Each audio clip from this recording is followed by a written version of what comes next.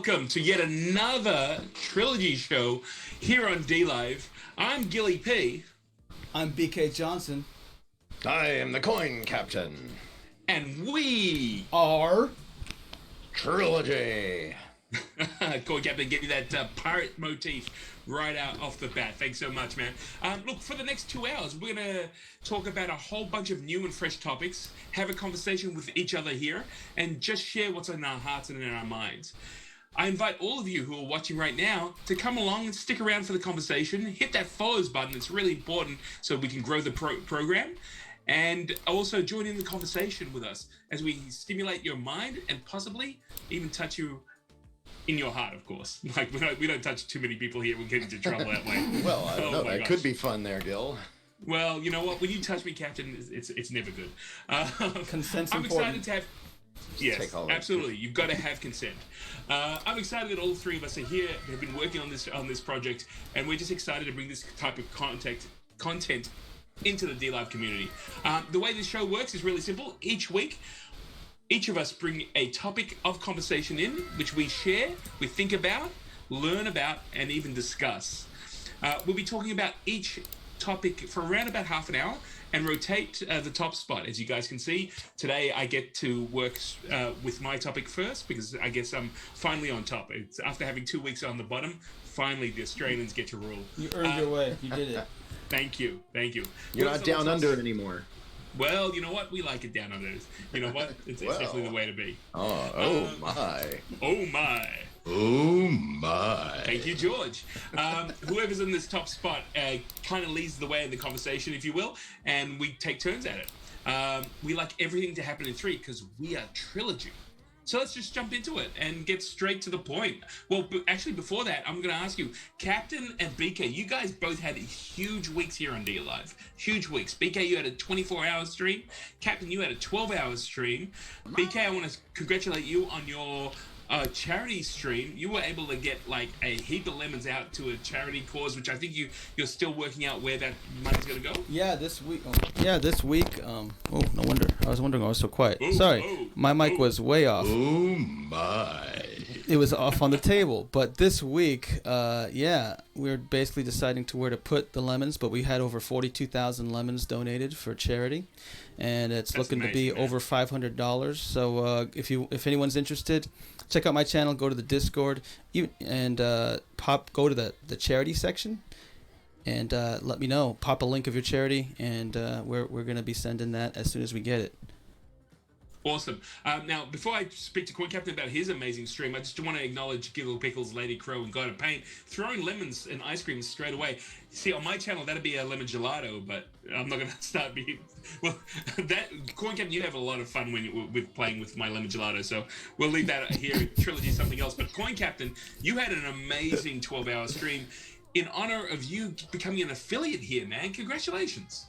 Thank you. I appreciate that. It actually ended up being like 13 hours and 40 some odd minutes. I forget exactly. Went a little long, and then we had the big giveaway, right? The big treasure hunt, the coin hunt all around Dlive, and I think that was pretty good. Everybody seemed to enjoy it, and of course, my main objective was to support the platform, other content creators, and I hope that the people that were hunting had a lot of fun going out, checking out a new streamer, giving them a follow, that kind of stuff, and just discovering what Dlive has to offer, and because I do like it here, and let me just take this another opportunity. I mean, you being two of the examples, but a big thank you to all of the streamers that helped me to hide the coins.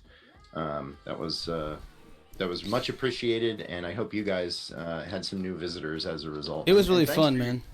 Yeah, thanks for your creativity. Another shout out to Flo. He had the best creative with the puzzle.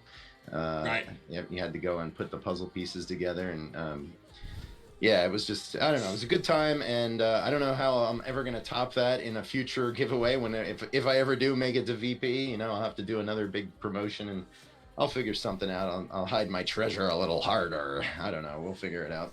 I tell you what, Captain, I'm going to go and get an MRI scan to find out where that coin lodged itself when we were in Zero G. So I'm just telling you right, man, it's not a pretty sight. I've lost the coin. I don't know what's going to happen, but I think you ate it. You in one stream it floated by and you were like, "Ooh, a chocolate coin." Yeah, you inspired me, but look, it was a lot of fun. It was great to see people coming in. It was great to see people discovering new streamers. I myself discovered quite a number of streamers that I didn't even know were around. So that was awesome. That was just an awesome situation. And again, you know what? It shows your support of the platform. Absolutely. Cool. Yeah. You could have celebrated and given away. No, you wanted to support the platform and show, and I think it comes across really well. So, congratulations again to you, Coin Captain, and thanks, BK. Thanks. I'm the only one who hasn't done a long stream. I'm a little scared to. I think my personal best is 6 hours. Well, actually, I think it was 8 hours. When you get that VP check mark, I think that's going to be when that ain't going to happen, man. Like even if I get the VP, it's not, because you guys will see me like I have like very low blood sugar in the end of the day. So there have been a couple of times where people are like, "Is he drunk?" And I'm like, I'm just so exhausted.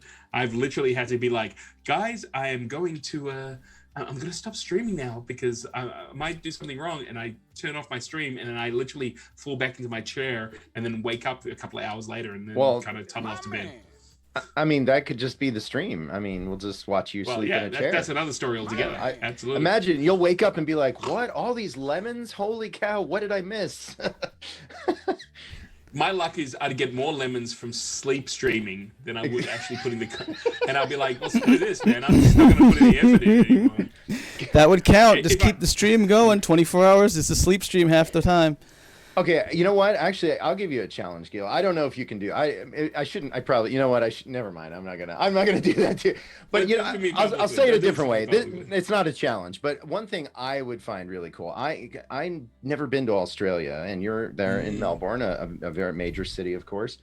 And I think it'd be cool if you could take us around and show us a few things from your region there. And if I don't know if you have the ability to, take your phone and do a stream or something, but I would find that engaging. That's definitely something that's doable, and that's definitely something that we can do, and something I've been thinking about. I'm not so good with the Streamlabs. I did try it a couple of times, but that's something I thought you were going to be like, stay up for 47 hours straight, or oh gosh, no, I would 72 never hours. I wouldn't have wished that upon my worst enemy. Right. So, okay. Well, you know what? Maybe we'll do that as a part of my celebration for VP. We've got a few things planned and in store. So maybe I'll do a quick jaunt back to the planet Earth before we shove off from Dlive Central in geosynchronous orbit and start heading out towards the moon. But yeah, I think that'd be really kind of cool. Let me see what I can do about that sort of stuff. Cool. But anyway, you know what? This is not what Trilogy is all about. We're just kind of shooting the shit, but I don't want to say that on Dlive. So, X-Tag. What did you do? X-Tag for Trilogy Show. What did you do? Do you realize what you've done? BK, I'm waiting for you to get us banned. It's not a BK. All he's got to bring. All he has to do is bring out his funnel. Oh, jeez. Those homemade photos, right? Yesterday we had a lovely Cat Morgana birthday stream on her channel, and I let a little loose, and I felt bad. So yeah, I was thinking I have to apologize to the Coin Kevin. I was trying to get you banned. Don't boof and stream. Don't boof. Don't boof. Hey, you forgot everything? Yes. Never mind. I was perfect. We're safe.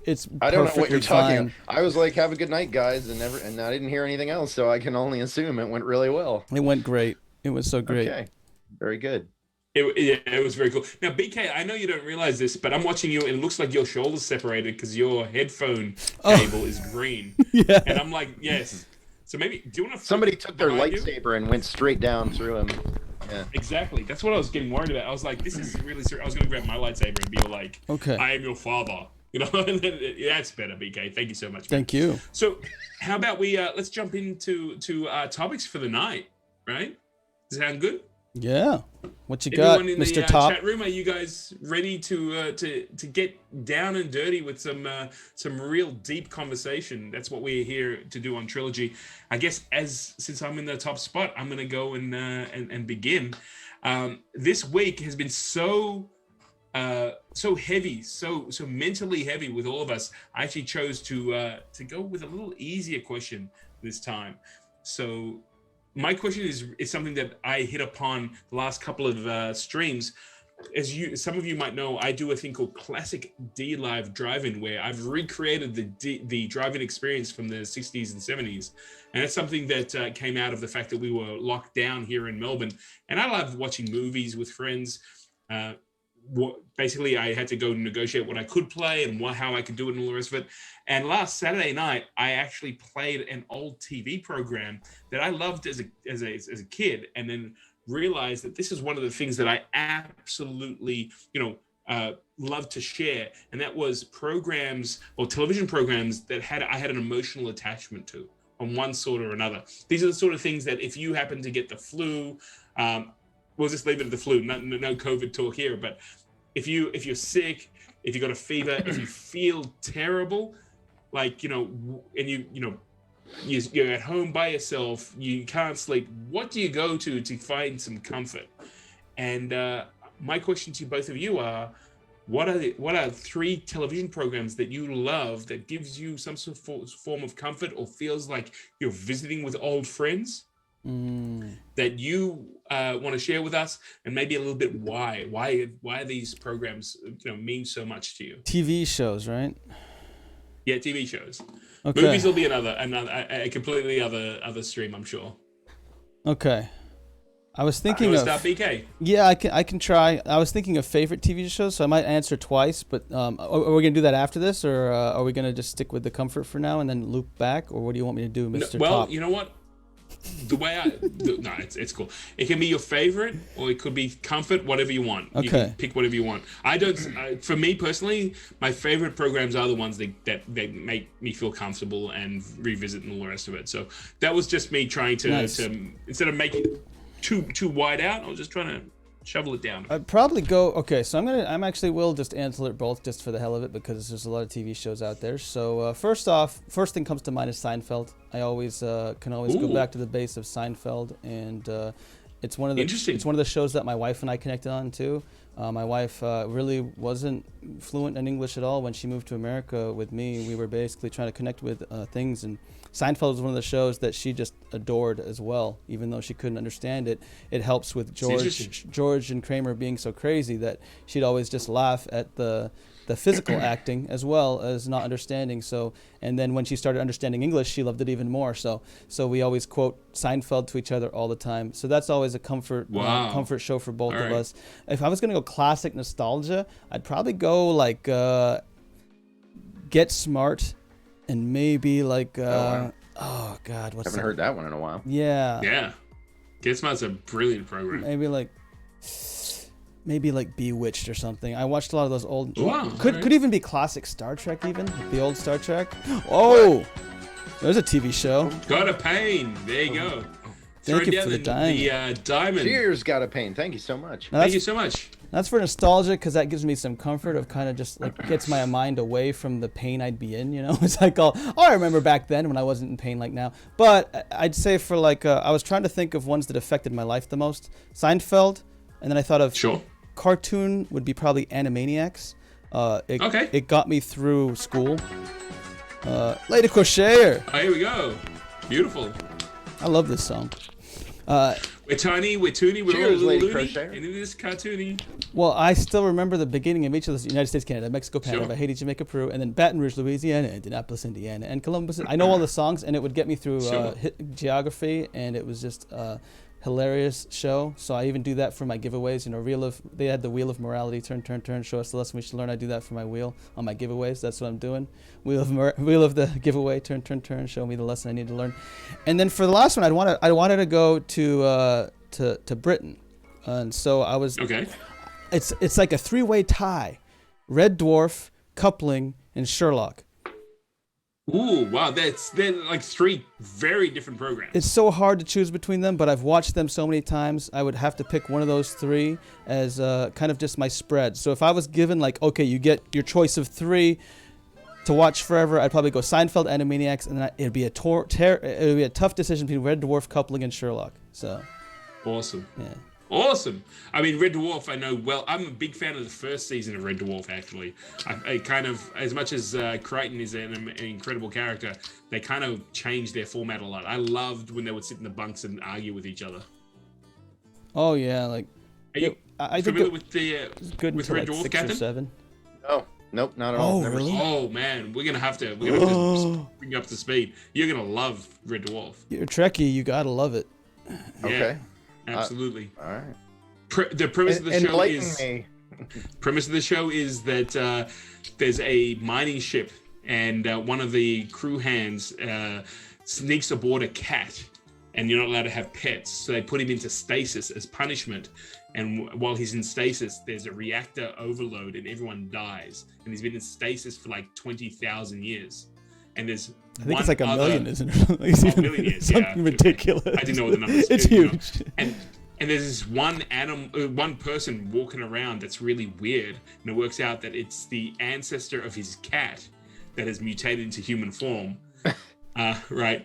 And a hologram, which the computer has basically not created, but issued to try and save his life, and it's of his roommate that drives him crazy. Yeah. And he's the last human being who survived. The computer is analyzing what out of all the crew members would actually keep him. It's funny because it drives him crazy, but the computer analyzes. Completely.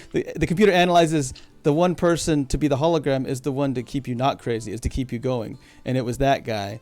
Is who's the computer chooses. So that's kind of the funny thing in the beginning. It's like, why did you have to choose him? Because the computer has determined his roommate that is the exact opposite of him and drives him crazy is the one that he's going to be stuck with. So think the odd couple in space with a human formed cat that sees everything from a cat's perspective.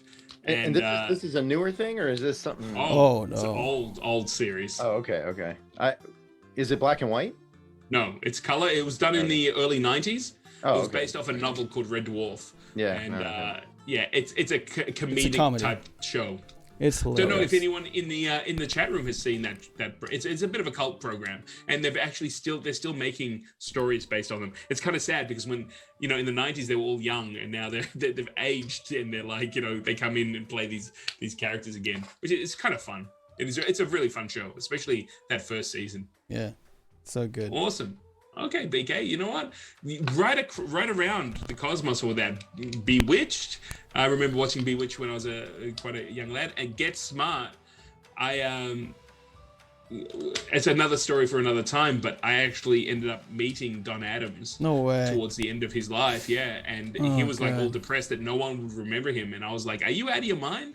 It's like, I remember Get Smart will live forever, and you have no idea. It's played like ad nauseum all around the world. Even outside of that, Go Gadget, Inspector Gadget. Yeah. He's the voice of Inspector 100%. Gadget, right? And Tuxedo? Turtle. He did so many voices in animated cartoons and stuff like that. Yeah, he was amazing. No one knows. Lady Crochet doesn't know Red Dwarf. Giggle Pickles doesn't know Red Dwarf. Oh. We're going to have to change that. I'm going to have to do a Red Dwarf special on my stream. Red Dwarf, so you guys baby. Can come in and see what's going on there. Get Smart. Yeah, Get Smart, right? I mean, somebody Everyone in knows chat, everyone will get Smart. Missed it by that much. And so and good. Kind The phone of, shoe. He's already laughing. Look at that. The shoe phone, I mean. It's so funny. Jaime. But you know what else is really interesting? And again, I'll go into it a little bit on my own stream because I can't show you clips here. But that character of Maxwell Smart, was actually from another TV show called The Bill Dana Show. So he was the house detective, Jiminy Glick. And it's literally everything from that show became Get Smart, which was really funny. The Cone of Silence? Giggle Pickle. No. Well, he was a Cone of Shame in a hotel. So he was the house detective for a hotel. So I've actually got some clips from that show. And next time you come on, BK, I'll show it to you on my stream so you can see. Yeah. Giggle Pickles was saying she was into Buck Rogers and Andromeda and other science fiction shows. Okay. So very cool. Coin Captain, my man, the man who just made affiliate and gave away a whole bunch of coins to people to. How you doing? I'm curious at what you look. I'm asking because I'm a little worried about you, man. You went long. You drank hard. Okay. And I think you boofed something, so I'm like, Yeah, well, sure you're okay. Well, you did spend some time with me, so it's mandatory. Yeah, well, yeah, that's the ticket to entry Hey, into Elizabeth. the BK realm of influence. Yeah, no, I'm actually doing all right. I mean, I did consumed copious amounts of rum, but today I have had 0 alcohol, and I will probably continue that trend for a few more days. But I saw you drinking out of that rum bottle. yeah, I know. Well, I did. This was my gift to myself for reaching affiliate. I got my own rum barrel customized. There it is, the Coin Captain rum barrel. And it is wood. It's lacquered wood, but it's got stainless steel inside, and it's got a sippy cup so that I don't spill all over my coins, which I have done 4 times now on the stream. So, yes. Awesome. Anyway, no, I'm doing good. Thanks for asking. As far as a TV, so I actually don't really have any time for TV anymore now that I'm a streamer. But I do have a lot of kids who watch a lot of TV, and I watched a lot of TV in the past, so I do have a few shows that I like and I'd like to share. Probably, and these are not in any particular order, just as they come to my head here. I really like the X-Files. I have as many of those seasons.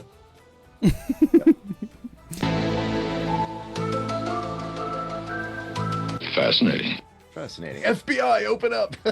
Speaking of the FBI, the problem was that in the X-Files they never worked anything out.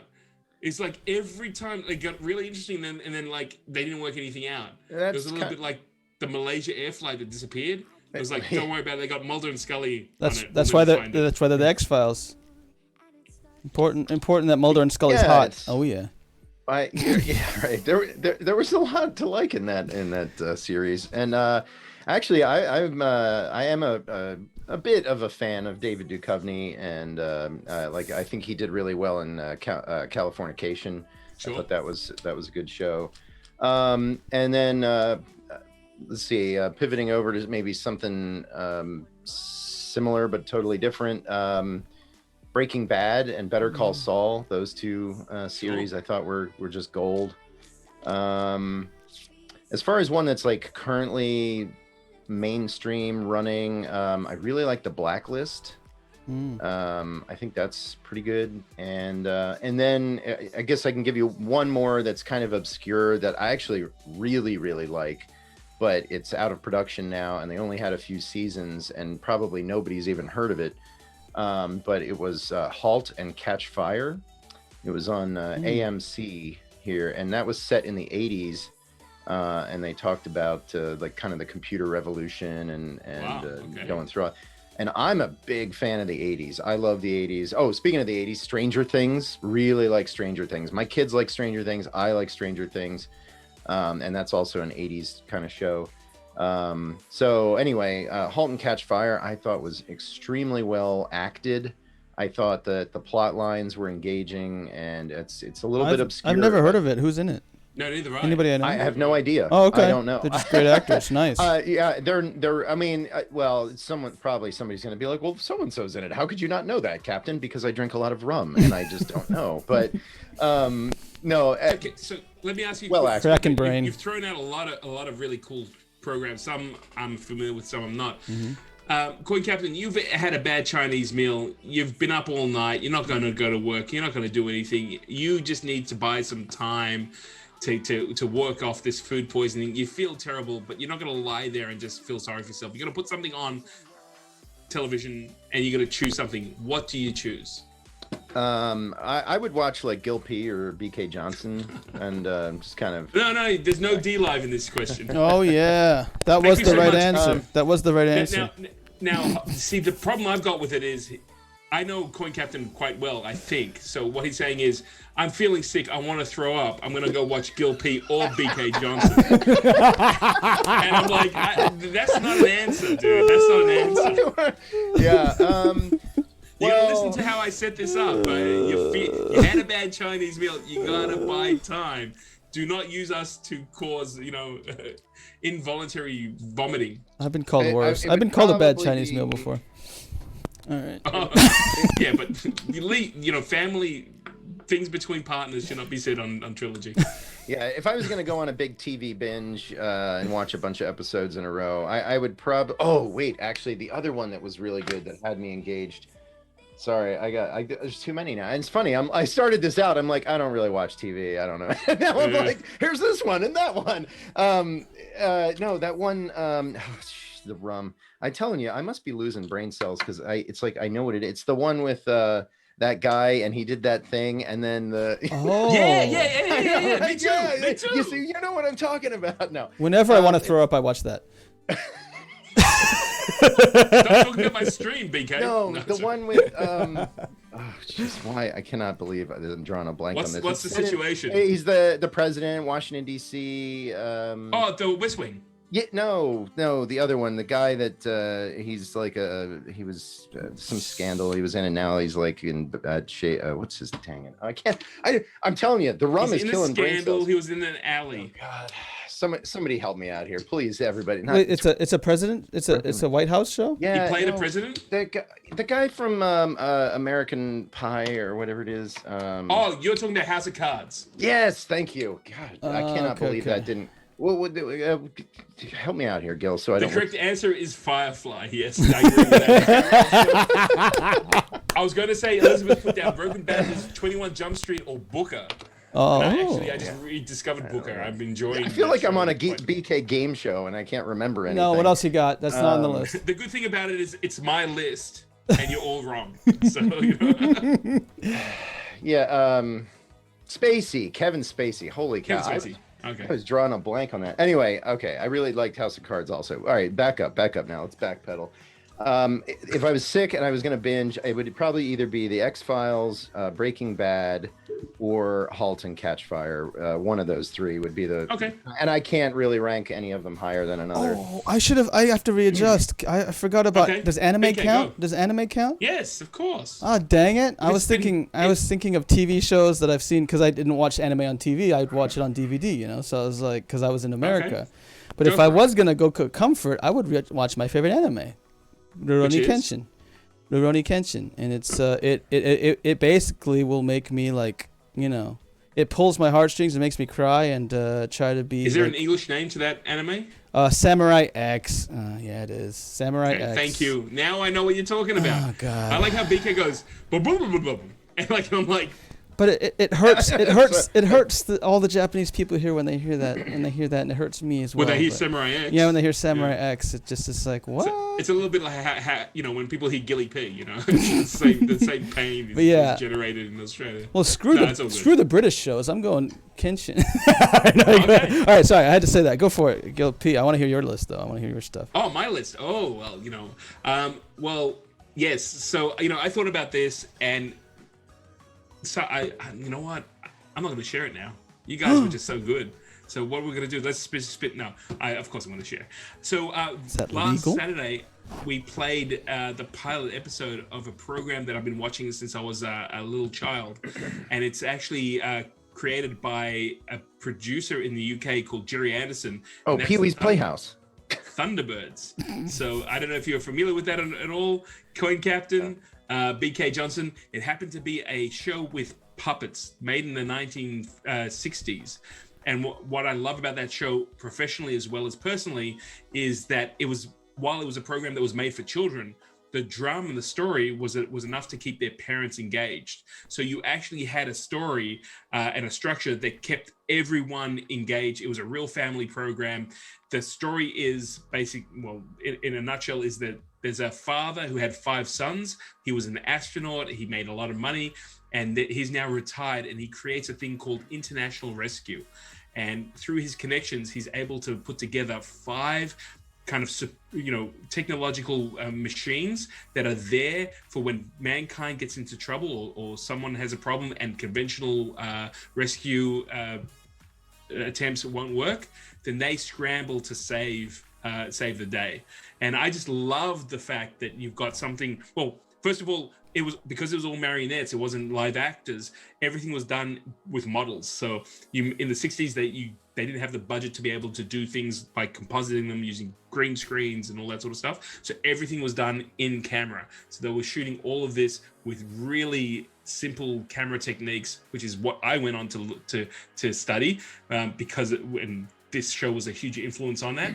But again, you know, as technical and as, you know, amazing as it can be, because that program had lots of explosions, they had lots of, you know, pyrotechnics and a whole bunch of other things. It was the story that always kept me engaged. Even as a young child, I never saw them as puppets. I saw them as the characters. So that's a program that I love. I have been, you know, like most people, you sometimes have times where you get sick for a couple of days. I go to Thunderbirds. Wow. I love the positive message in this show. I love the idea of people scrambling and you know, going above and beyond for other people. You know, it was a bit of a cult program here in Australia. They used to play at 6 o'clock Saturday mornings for like the last 40 years. They just recently changed it and put it onto cable. The show's been reimagined as a cartoon, as a 3D created cartoon for a new generation. But if anyone hasn't seen it, you can just Google Thunderbirds. The new show is called Thunderbirds Are Go. So if you see like a cartoon, that's not it. You're looking for all the amazing models and puppets and all the rest of it. And Jerry Anderson, who's the producer, he went on to make about 6 or 7 television shows in that style. Where can you watch it though? Can you go somewhere? You can watch it on YouTube. YouTube? It's actually available. All the episodes are absolutely. Oh, baby. Which is why I was able to share it with everyone here. Baby.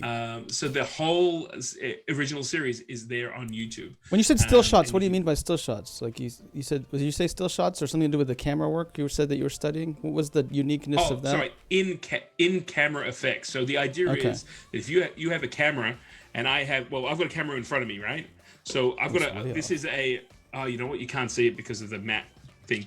Okay, so no, you're not gonna be able to see it. All right, but what happens is you see my hand, like it's attached, but if I get, unfortunately, it's gonna disappear. But see how as I bring it closer to the camera, it gets bigger. So now it looks like my hand is actually as big as my head.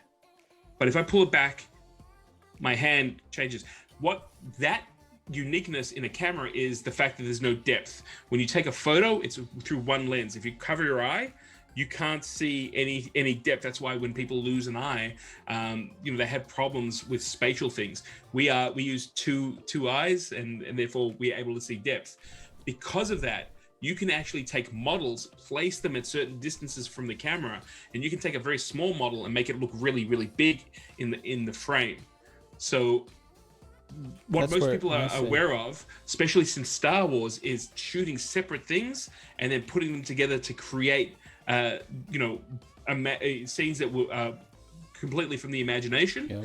Well, with in-camera effects, you instead of having to do separate processing, it's all done in the camera. And what you shoot is what you get. And these guys became masters of it. The people who actually did all the effects went on to do movies such as Superman and all the James Bond films. So they really cut their teeth making you know, they made 2 seasons and were constantly, you know, honing their craft every single week. And then they got to work on with the big boys making big films. So there's a lot in that show that I really love and am really passionate about. Yeah, I did catch awesome, some of that the other night. It was an interesting series, or it seemed like it was. Yeah, it's a very unique look, and I don't know which part you saw, Coin Captain, but again, what I love about it is it's probably the one show of all his programs that you can show it to a 5-year-old and they're gonna watch it because it's so unique and there's like things exploding and stuff, and you can go and sit down with a 40-year-old and they're like, okay, you know what? It's well written. There's drama. I think someone actually said on the stream, they were like, wow, that's a lot of drama for marionettes. Like, you know, they all thought it was going to be boring, and it's like, you know, orchestral music and you know, sitting on the edge of your seat, riveted. It is a show from the 60s, so it goes a little slower than some of the other things, but I love totally love it. I actually can identify with that sentiment because we know what that made me think of is like, here I am. I'm like, hey, look at these coins. Meanwhile, everybody's like, oh, crypto's the newest thing. And I'm like, here's my coin. You guys want to look at my coin? And they're my like, coin that's is from 1600 from BC. Yeah, you know? forget that. That's not. And they're like, that's the old ship captain over here. Yeah, this is the old ship captain. I used to do an introduction to cinema class, and I'll never forget. Like, I think it was the third time I took it. There were freshmen coming in, and they were like, I'm like, name an old film, and some guy goes, Rocky. And I'm like, what? Rocky. Like, they're like, Rocky's an old film, and I'm like, okay. And then, you know, I say something, and they go, no, that's a black and white film. They're no good. And I'm like, whoa, like seriously, it's just amazing. Elizabeth's talking about Turbo Teen as a TV show. I watched Star Trek on Netflix and Star Trek series. Yeah, Star Trek's great. So that's the first one I wanted to bring up. Now, the second one is probably a program that no one's going to remember. And this is a very, very personal choice. And it was a TV show that was made in the really early 90s called Tour of Duty. And it was actually about... Oh, Coin Captain remembers Tour of Duty. I love. Right? Yo, I got. Yeah. Okay, you finish, but I got something to say about it.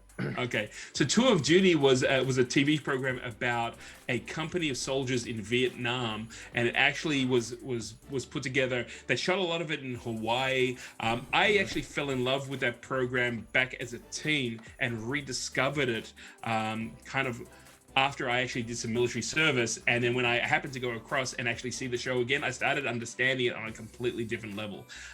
It's a weird one to say that it brings me comfort, but I really fell in love with the stories and the idea about it. And one of the things that I loved about this program was the fact that they really did a cross-section of the American kind of culture.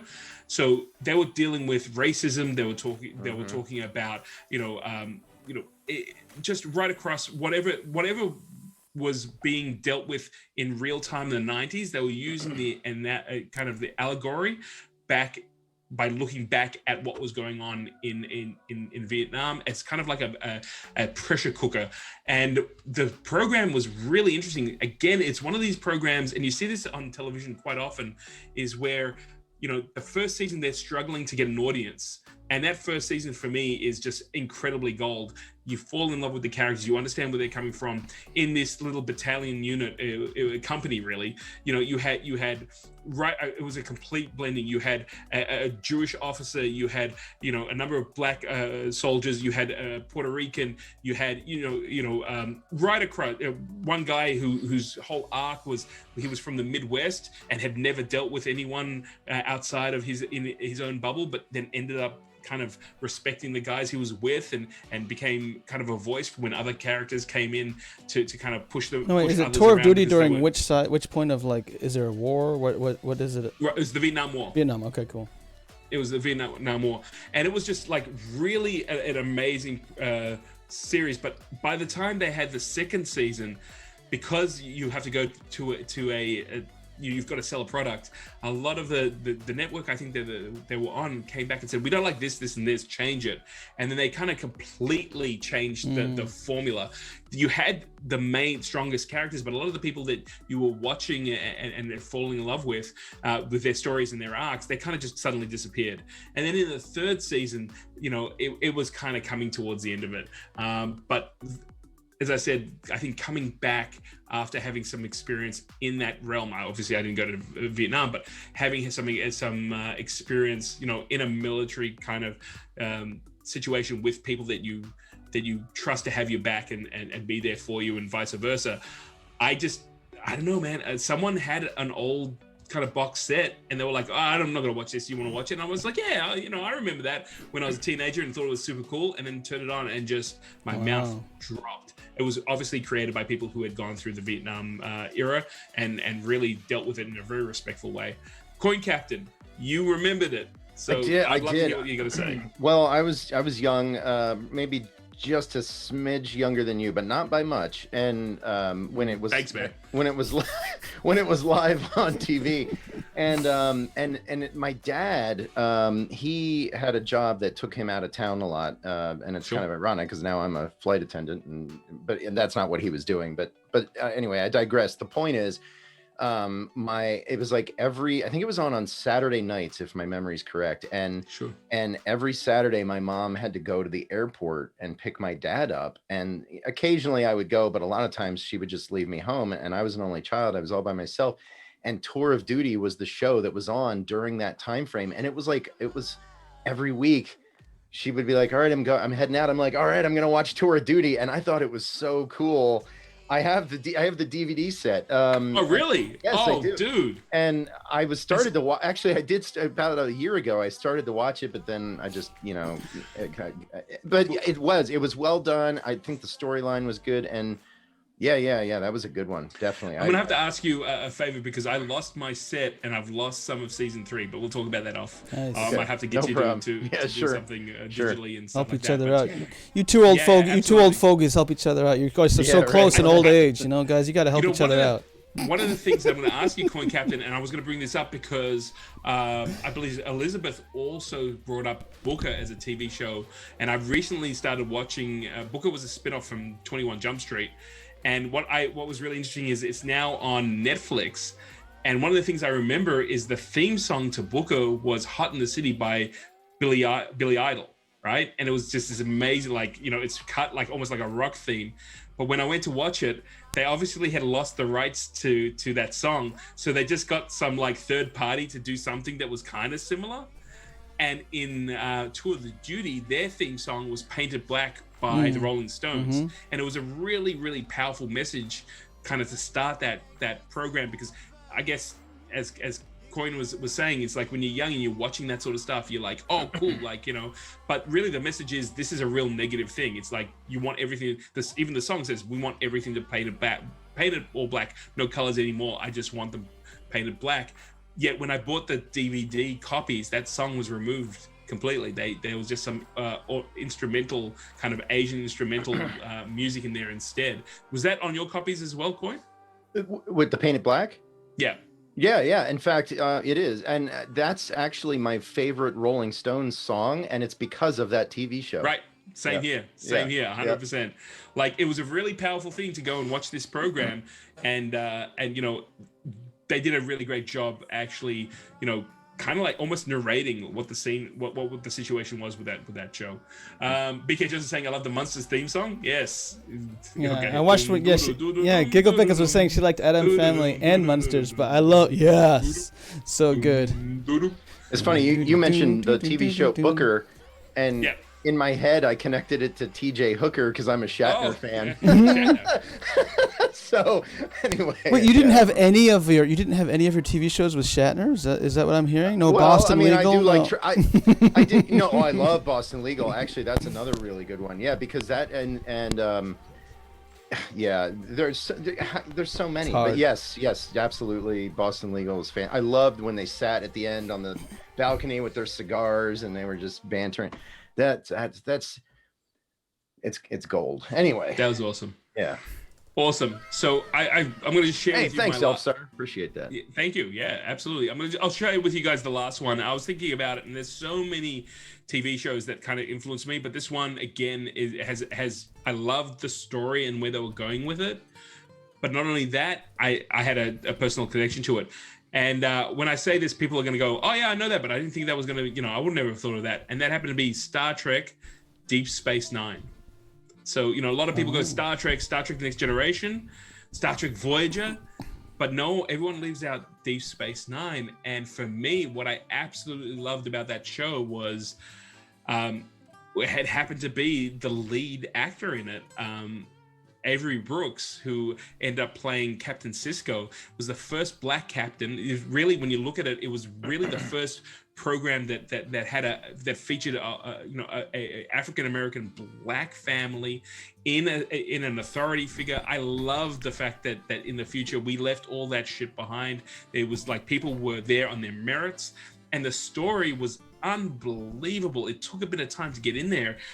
During COVID, I actually just recently showed all of Deep Space Nine to my partner, and she was like blown away from it. It was a very different type of Star Trek show. There was no Enterprise. There was not, they weren't going anywhere. It was all, a lot of people go, it was the soap opera version of Star Trek, and that there's some truth to it. But for me as well, when I ended up going to LA and studying at UCLA film and television, I had an opportunity to get assigned to do some kind of like work experience. And my work experience was actually at Paramount. And to my luck, it was working on Star Trek Voyager that was just in production at the same time that Deep Space Nine was winding down. So every single time there was a break, I would go over to the Deep Space Nine set and I would bug the shit out of anyone who would talk to me. And I got known as the crazy Aussie guy who just seemed to you're not allowed to be a fan when you work on a TV show. But they were like, maybe that guy's a fan. And I was just really interested in speaking to a lot of people who inspired my own work. And in fact, it's kind of it's an interesting thing because about end of last year, one of the actors on that show, Rene Bourgeois, who was very famous in being in Benson and he was also in Boston Legal Captain and quite a few other shows. He played a character called Odo, and one of the opportunities that I had was actually to speak to him, and he was incredibly kind and kind of was like, this guy's, he's fine. He's not a fan who's just going to go rip off the set. He's in the industry. He knows what he's talking about. He's just excited to be on the other side of the planet, around the people who inspired him. And I ended up having to do some work at a convention, and he was here in Australia. And as a joke, I hit him up on Twitter and just said, Renee, you're following me in I kid you not, I hadn't seen him in 6 or 7 years. He knew exactly who I was. We ended up going and having dinner together before he got onto a flight back to LA. And, the last time he goes, you pop up everywhere. He's like, I'm not saying goodbye. Oh, we're going to catch up real soon. And unfortunately, in December 2019, he passed away, and I was just like completely devastated. So that program, I love the message of that program as well. It's all based around the idea of a planet that was under subjugation by another race, and they were trying to get on their feet. They were trying to deal with all the politics because they didn't know anything for a number of generations except for resisting. So you can imagine in Star Trek, you've got Starfleet. That's a big kind of organization, and they were like, we hate you guys. We hate anyone who's going to tell us what to do. And the main character's job was to unify, and get the planet of Bajor into the Federation. And the amazing twist in that show was they saw him as the Messiah, their holy kind of character emissaries, what they called him.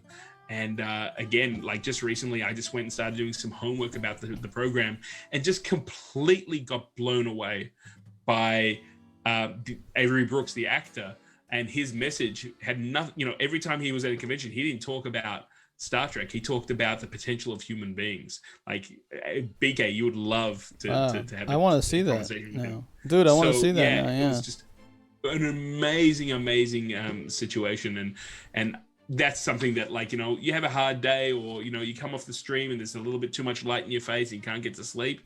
I have very favorite episodes of DS9 I'll put on, and it's just like visiting family, or friends. I used to feel that every time a Star Trek movie would come out in the theaters. It was like, I'm gonna go see what my friends were doing for the last couple of years. All right, and I know it's kind of a weird thing to say, but those are my three programs that if I'm down or feeling bad, and of course, the guys who create these programs and the actors and all the rest of it, they're not, that's not what they're planning. They just want to, it's a job. I got to put some food on the table, got to pay the rent, got to pay the electrical bill.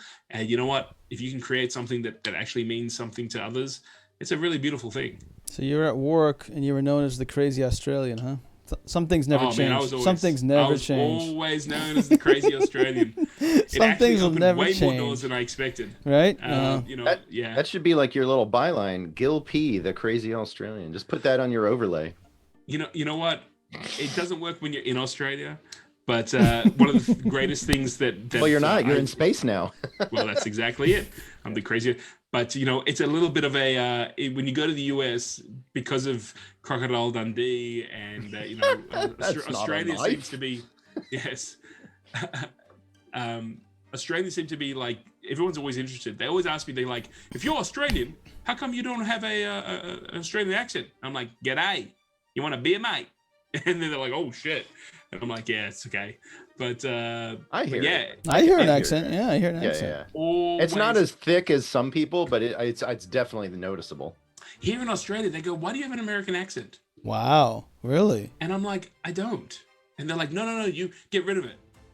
Get rid of it. Get rid of those American things. They're terrible. Well, that's not mean at all. You know how you're talking? Stop doing that right now. Yeah. Basically, I don't hear it. I did. Sure, you know the language, but who cares? Well, BK, you might enjoy this, but again, just because of work, I ended up meeting an actor called Julian Glover, who happened to be, he played, this is my reference for you, he played General Veers in Empire Strikes Back and Return of the Jedi, and also the Donovan in Indiana Jones and the Last Crusade. Oh, yeah, he was, yep. Right? And really nice guy. And the first thing he says out of me, he goes, "How come you don't have an Australian accent?" And I go, I don't know. And he goes, "You're a mimic." He goes, "You can't teach that, but you're really good at it." I said, "Okay, thanks a lot." And yeah, that was a kind of a really kind of a nice moment. But anyway, there you go. Try to mimic a nice person, Gil. Go. No, I'm just kidding. Oh, I love you, man. Man, we sure love getting on each other's cases, don't we? That's what makes us go. But we do it because we love. I know. Like, of course, just like Joshua Joe said to me, he goes, "I thought you were an asshole until I realized you actually, you have a lot of respect for me. And why were you only tease me because you love me?" And I go, "Yeah, that's right. That's right." Back at you. All right, how about we flip this? All right, I'm going to take a 90-second break, and then we can flip. All right. Okay, let's take a break. Actually, that's a great idea. I want to get some water. Yeah. All right. And let's take a break, and we'll come back and we'll flip. Sounds good. See you guys soon.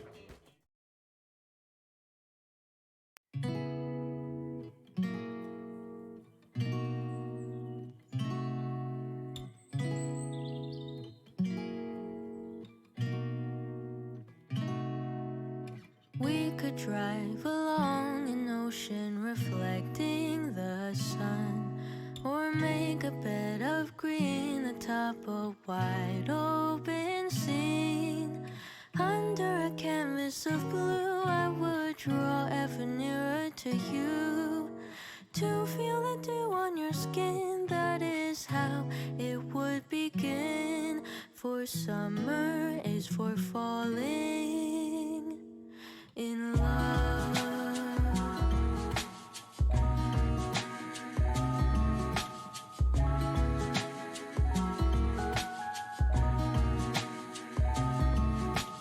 We could stay out late until the sun sets past 8, and the cotton candy haze mirrors the warmth of your gaze.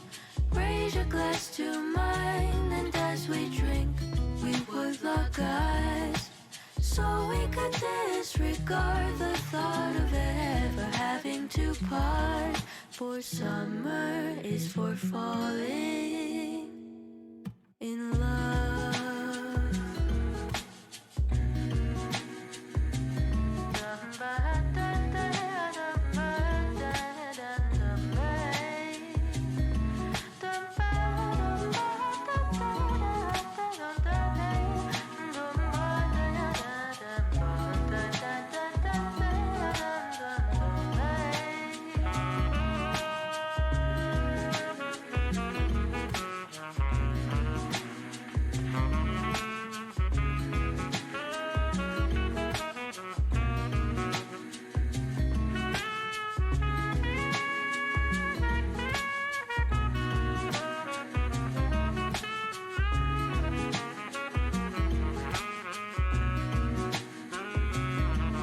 This lightness of being, we both know to be fleeting, like the last breath of a sunset right before the day is dead. But maybe the heat of today could keep even winter away. So I'll remember your laugh, 'cause nothing ever changes the fact that summer is for falling in love. Da-dun-da-dun-day. Summer is for falling in love.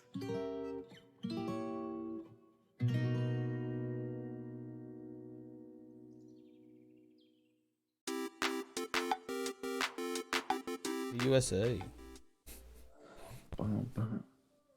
We're back. Sweet. We are back. What's up? Am I really on top now? Oh, you are. How does it feel? Hey guys, how is it down there? Same old for me. Yeah. Just a little to the left. All right.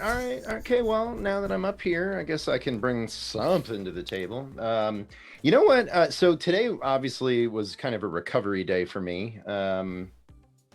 And you know, I just slept in. I took a drive with the wife. She had some errands to run, and when we came back, drive with Dlive. She's no longer with us anymore. No, that she was driving. Anyway, Too and then dark for me, I man. came home and I just kind of chilled and stuff. So I actually did watch some television tonight, and here in the United States, anyway, the hot like TV event that was going on tonight was Oprah's interview with Prince Harry and Meghan Markle. Ooh. Now, let me preface this by saying I am completely ignorant of all things monarchy related. I'm an American. I grew up in America. I've only been to England once, and it was for like 24 hours, because it was like a stopover as I was traveling to other parts of Europe. So, I mean, I've seen Big Ben. I was on, Tower Bridge and things like that. But I'm really, really ignorant about British things, and especially the monarchy. But, it is big news here. Probably in America, it's bigger news because of Meghan Markle, because, she's an American, than it would be in, say, England because of the prince. But I found I watched, and I didn't watch the whole thing. I'll also give you guys a little asterisk on that. But I watched probably the first 45 minutes, and then maybe like the last 20 minutes. I kind of missed the middle because I had a phone call that I took. But anyway, there were certain parts that I found really interesting, and we may have to lean a little more heavily on you here, Gil, because the Queen's probably a bigger deal in Australia than here in the U.S. or Japan. Sure. But It was interesting to me because, I'll name some of the things that stood out. There was definitely a lot of, I don't know if you will, maybe controversial content. I mean, there was issues of racism brought up, and I that's not the aspect I want to focus on here. But if it comes up and we want to talk about it, that's fine. But some of the things that really stood out to me, especially in the beginning when she was interviewing Meghan Markle, there was a big discussion about the very first time she met the Queen. And, to Harry, it was, I'm bringing my girlfriend or fiance, I'm not sure if they were engaged at the time or not, to go meet my grandmother, right? And so, you just boil it down to its basic level. There's always that moment when you're in a relationship with someone and you're going to introduce them to your family first time, and there's always some nerves there, and like, oh, and so your significant other might say, well, what should I say? What shouldn't I say? How should I act? And there's all this. But when you're meeting the Queen of England at the same time as, thanks. Oh, Suki's here. Well, we got to time out my conversation for just a second. Suki, good evening. Welcome in. And I'm sure she can tell straight away that our background picture behind us here is one of her photographs. And so Suki gave us permission to steal some stuff from her Instagram. So thank you, Suki, for doing that. We appreciate it. We love your photography. You, Suki. Yeah, we love your photography, and we're happy to feature it here. But and if you want to, Suki, go ahead and throw the link to your Instagram in the chat room so people can see all of your awesome photography. We are all three of us are inspired by it, and we're happy to shout you out. Captain, she didn't realize it until you said it. So you know what? We could have got away with not having to say all of that. Oh, whoops! Damn it! We could have gotten the credit. Suki's amazing. Rewind. Suki's awesome, and thank you so much for helping us out with some of our backgrounds. But yeah, absolutely. If Suki wants to go and share her Instagram link, that'd be awesome. Just to finish up my original thought, she's meeting her significant other's grandmother, but it's also the Queen, and so they're driving in the car on the way to go meet her, and like she said, they were almost all the way there. getting ready to get out of the car, and they're like, "Oh, yeah, by the way, do you know how to curtsy?" And she was like, maybe, no. Like, she was like, I don't know. Like, what do you mean, like, I have to, it's your grandmother, right? And he was like, yeah, but it's the queen. So they get there, and they quickly get out of the car, and they have to teach Meghan Markle how to curtsy to the queen. And she's like, okay, I think I got it. And then she meets the queen and like way over curtsies and overdoes it. And she was recalling. And I found that interesting. You know, it made me think about just, you know, relationships and how they start out, right? We're always trying to put our best foot forward, especially if it's the family of someone we love. But and this is kind of the angle I want to go with the conversation, but I do want to hear thoughts on the monarchy as well, if you guys have any. Because I'm ignorant of it. I would like to learn a little bit more. But, you know, I know there's a lot of people in my sphere, my life right now, that are having, you know, relationship problems. Maybe they were on a really good standing with someone, and then something got in the way, and the relationship just took a turn. And of course, that's basically what. Oh my! That's what Meghan Markle and Harry and the Queen and the firm, you know, they had a relationship problem, right? And they basically had to get a divorce. And so, you know, if you rewind to that moment, you know, she's excited and she's trying to put her best foot forward, but something went wrong. And I don't know, I found that aspect of the interview the most interesting. But again, I didn't see it all, so I'm sure there's even more interesting. And maybe the chat. Did anybody in the chat watch this? I mean, I know it was a pretty big event here in the US as far as television, but that's what I wanted to bring up. Those are my initial thoughts, but I don't know, maybe Gil, I mean, because okay, sorry, one more question, Gil, because I'd like to hear you speak on, because you've spent a lot of time in America. Yeah. And obviously you've spent a lot of time in Australia. And, I hope so. And do you like... And a lot of time in space. I'm very confused. Maybe.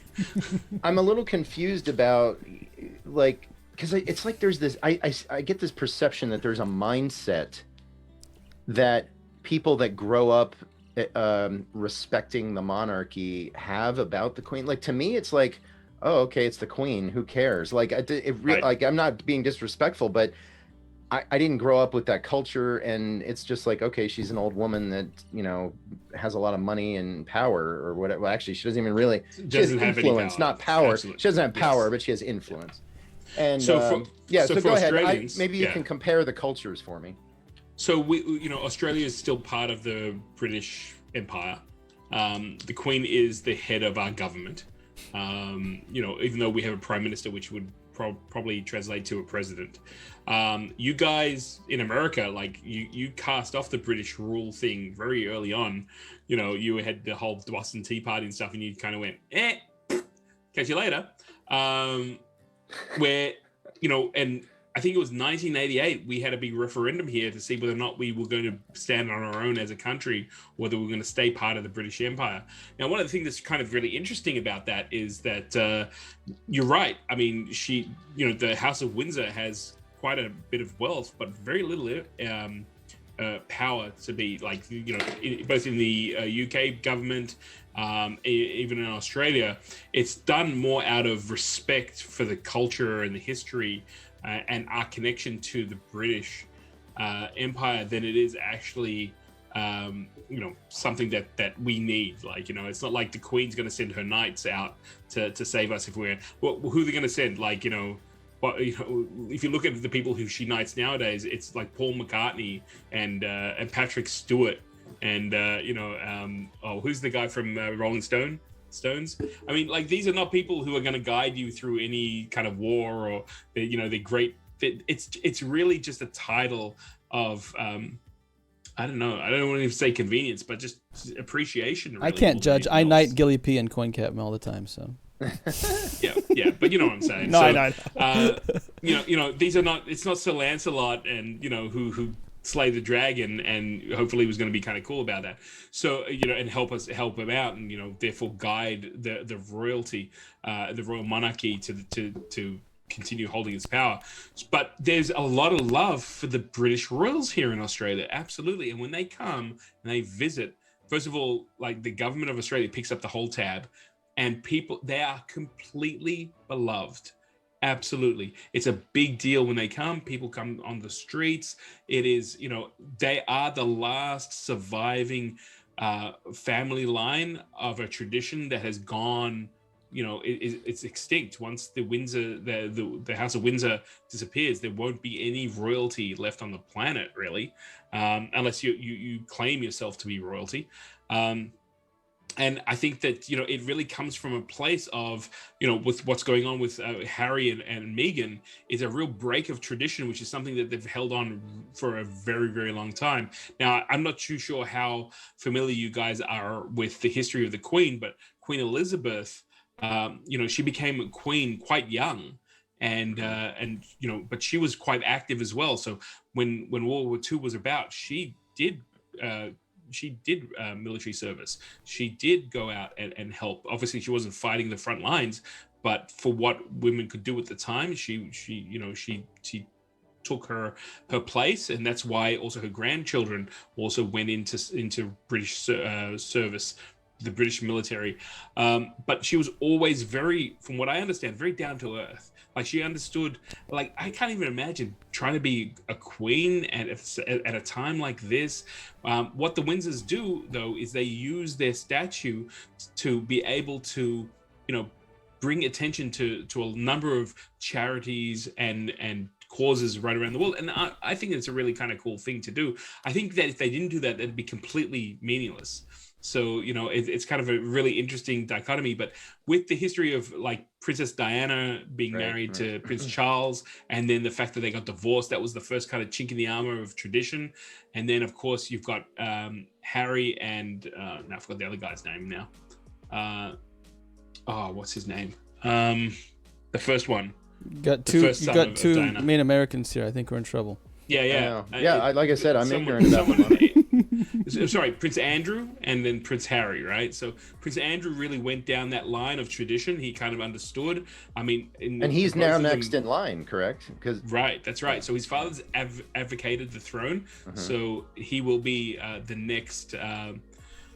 The next king as such. Yeah. Now, what's really interesting is Prince Charles was actually sent to Australia in Victoria, and he actually went to a private school in Melbourne. So there's a huge tie to Prince Charles, because you can imagine, as a 14-year-old being sent to a private school here, he made lots of friends, and the city of Melbourne kind of loves the royals. And then again, the idea that Prince Charles went and married Camilla Parker Bowles, who was a divorcee of her own right, was like, one of those kind of scandals. But the other thing that's kind of, I just want to mention really quickly here is, the Queen Elizabeth seems to be really down to earth. There was a bit of a scandal that a guy broke into Windsor Castle twice and ended up in her bedroom at one point. And she was kind of not, I don't know, as cool as one could be.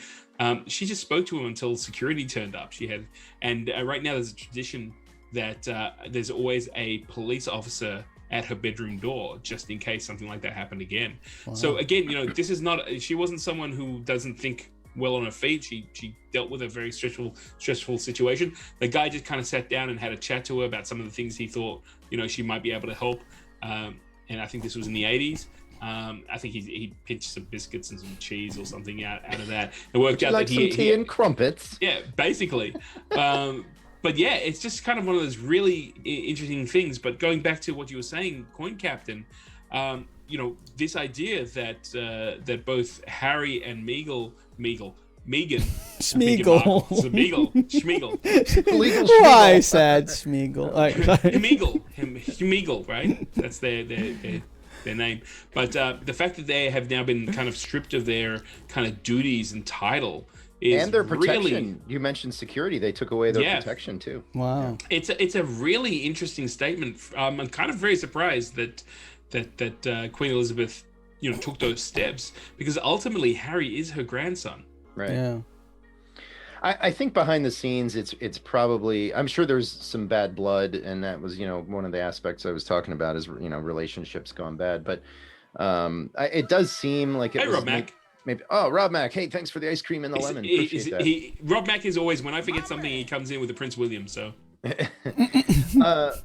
Yeah, and I think it was maybe they worked it out, so to speak. Like I think everybody's kind of ready to make peace now, and that's why they felt free enough to go on Oprah and start saying some of this stuff. I think it's actually the opposite. I think that that Buckingham Palace as such was not informed at all, and they kind of scrambled once they heard this was happening. Well, they deny that. I mean, they on the show, some of the parts that I watched, they said, the Buckingham Palace was kept in the loop the entire way, and et cetera. So, I mean, who knows? There's always two sides to every coin. But one more question for you, Gil, and then I don't know if you have any thoughts, BK. You can add them in here. I will. I got thoughts. Japanese guy, you. Oh, I got plenty of thoughts. All right, man. Okay, cool. I but don't Gil, think they apply. So here in America, I think I would, and this is just actually a guess on my kind of an educated guess on my part. People probably by default lean towards Meghan Markle's side of it, right? And because she's an American, people were familiar with her, and they're probably everybody's being real supportive. I'm wondering if in Australia, maybe people are being more supportive of the monarchy and saying, hey, Harry and Meghan didn't do right here. Is that the case? What are you hearing in the general culture and news about it down there, if anything? That'd be my guess. I mean, I didn't see the article at all, but I know that I was kind of like, when you're talking, I was kind of Googling, and it's interesting that there are two. I YouTube just to see if I could even see some of that, and there's this is the headline from our kind of version of Fox News, so I don't know if you want to put any weight to it, but it says Meghan and Harry's Oprah interview is extraordinarily arrogant and self-wallowing narcissism. Wow. That is literally the name of the video. Wow. So Piers Morgan has slammed the video, and they've gone and put that up there. That's literally come up with what's going on. I wouldn't be surprised. I think that I would say it'd be a generational thing. I'm actually really happy that has married the person he wanted to marry, and if that means taking care of his family and splitting away from what was expected of him, well, you know what, he also went and he served in the British forces. He went out and did a lot of work especially with the Invictus Games. He founded causes. If he needs to take a little bit of time out, well, you know what? I think everyone's entitled to that. I think, for an older generation, they will be like, Meghan, that bitch. She took our Prince Harry away from us, and away from the House of Windsor as such. And there's a lot of love for that. So, I mean, I'm old enough to remember when Princess Diana passed away, and, we were all thinking about, little Harry, like, how do you deal with it? And he's had a rough ride too. I mean, he got caught, dressed up in Nazi regalia at a party, and that got splashed all over the world, and people were criticizing him. Like, how could he do that if his grandfather, fought against, the Nazi regime, and like, England was being bombed by Germany and all this sort of stuff. So, he had to find his way, and in doing that, so he ended up finding this amazing person that he ended up marrying and starting a family with. Speaking of his mom, he did actually say in the interview that he thinks his mom kind of prepared him. Like, I mean, because she was always kind of the outsider in the House of Windsor, right? And so he said, because they were asking, like, what do you think your mom would think about all this? And his answer, well, it was kind of a complicated answer, but the gist of what I got out of it was, I think my mom kind of foresaw this split, saw that, he would always be on the outs because of the lineage that he came from or whatever, the experience that she had. Right. And that he feels, he didn't really elaborate too much on it, but he kind of said that he felt like she had prepared him for that split and kind of set him up. Some of it being money related, but set him up so that he would be able to get out. And he talked about how he felt very trapped, and I guess he found his exit. But BK, why don't we hear from you for a little bit, and what thoughts do you have on all this? I don't know. It's, to me, it's all kind of new. I'm just kind of exploring it, and that was what I was watching tonight, so I figured I'd talk about it here. It's new to me. When you did give me the basic rundown before the show, it was just that was going to be your topic, and I was looking forward to hear what you said about it, and I liked how you also related it to relationships, because that's where a lot of my thoughts go to. But I did love what Elfsar said in chat, where he said there's proper protocol everywhere, not just with royalty. And I think that's what happens with that, where it's like America has the proper protocol for, like, when you were talking about it, it's like the presidency, right? Like, why do we make fun of the royalty when, or like saying, oh, the royalty, when it's like that's what they do with Mr. President or whatever it is. We do the same protocol for that. I just view it as kind of just split to two roles, with both kind of protocol on how you actually treat them in the room. You stand, and then whatever or whatever it is for that particular culture or country. And coming now from Japan, I mean, I am born and raised in America, so I do have that general attitude of I don't really know much about the royalty, nor do I need to keep up on it that much. I don't feel the need to. But in Japan, they have a very similar thing. They have the emperor, and they have the prime minister. Yeah. So it's very similar to the British style, right, where they have the queen, and then don't they have a prime minister too? Is that what they call it? Is that the title? In England, yes. Yes. So it's the same thing over here in Japan, where it's the emperor and the prime minister. So and they always have like the princess. That's the news you hear a lot. And actually, recently, I mean, recently enough, it was probably 2 years ago now, but it's a changing of you might like this, the coins, there's different era. Each time there's the emperor changes, they call it different eras. There's actually 2 years in Japan, they have 2021 now, but there's also Reiwa 3, because 2.5 years ago the emperor was getting very old and he was struggling fulfilling the duties of the emperor, and he was asking to see if he could actually just abdicate the throne and go down, give it to his the next in line. And that's kind of like not what they usually do, and it was kind of a big deal over here, actually, where they're like, oh, wait, you're supposed to go as far as you can until you pass, right? And so, but because thankfully, I mean, I think it's a humanitarian thing, where it's like, if you're trapped, even though your body's not able to handle your duties, it's kind of like, can I just give it to my son? I have a son, sort of thing. So they did do that, and then whenever the title of emperor changes hands, they change the coins, they change the era, and so that's why right now we're in Reiwa 3, and I was born. So like when I go to the hospital, they ask for your date of birth. I give it in the Japanese style. I don't say 1982. I say Showa 57, and so I have to remember what era and what year of that emperor's reign is the date of my birth. So they actually have to remember two things. So I think that's just an interesting the Japanese culture, but they would be very interested in things like that, and they do keep up to date with it. I just don't watch those type of things because I'm not that interested. But I bet my wife would know more about this Oprah and interview thing than I would.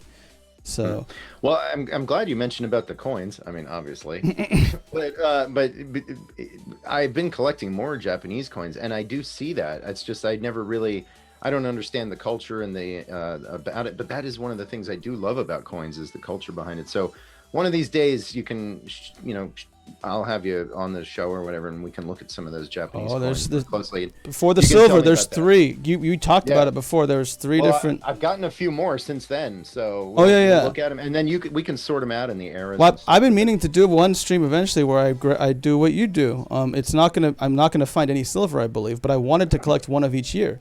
That they have there, up to the point where, because usually they actually, when they switch from silver to not silver, they actually change the coins so dramatically that it's very easy to see, and that it's so hard to find them with coin hunts. It's like not even worth it. Like it's like trying to play the lotto almost, because they're very efficient. I mean, Japanese people. I heard a story from a guy moved to Tokyo, and he was there back in the day when they started actually divvying up their types of garbage, from paper, plastic, to burnable, to non-burnable, to glass, to whatever. They have depending on where you live, it could be up to like 7 or more different types of garbage bins and different types of garbage bags. Wow. Recyclable, non-recyclable, burnable, not burnable, paper, plastic, whatever, and it's like, okay, what do I do? And they have labels for each one on what you buy a lot of the times. But he was fascinated because he wanted to see how chaotic it would be. But he sat at the subway station in Tokyo near Shibuya and would watch the Japanese people, and he said, this culture's amazing. The next day, when right after it got instituted, he was watching, and they were just so careful and making sure they nailed it as best as they could, and they were sorting the garbage out. Anyway, so that's a little bit more of Japanese culture. But as far as what came to my mind, also because I do like what you're talking about with relationships, because I think it has a lot to do with communication and judgment a little bit, and the fear of being judged. Because basically, when I first met my wife's family, I always remember it because the first Thanks for the follow. Cream Lips 48. Lovely name.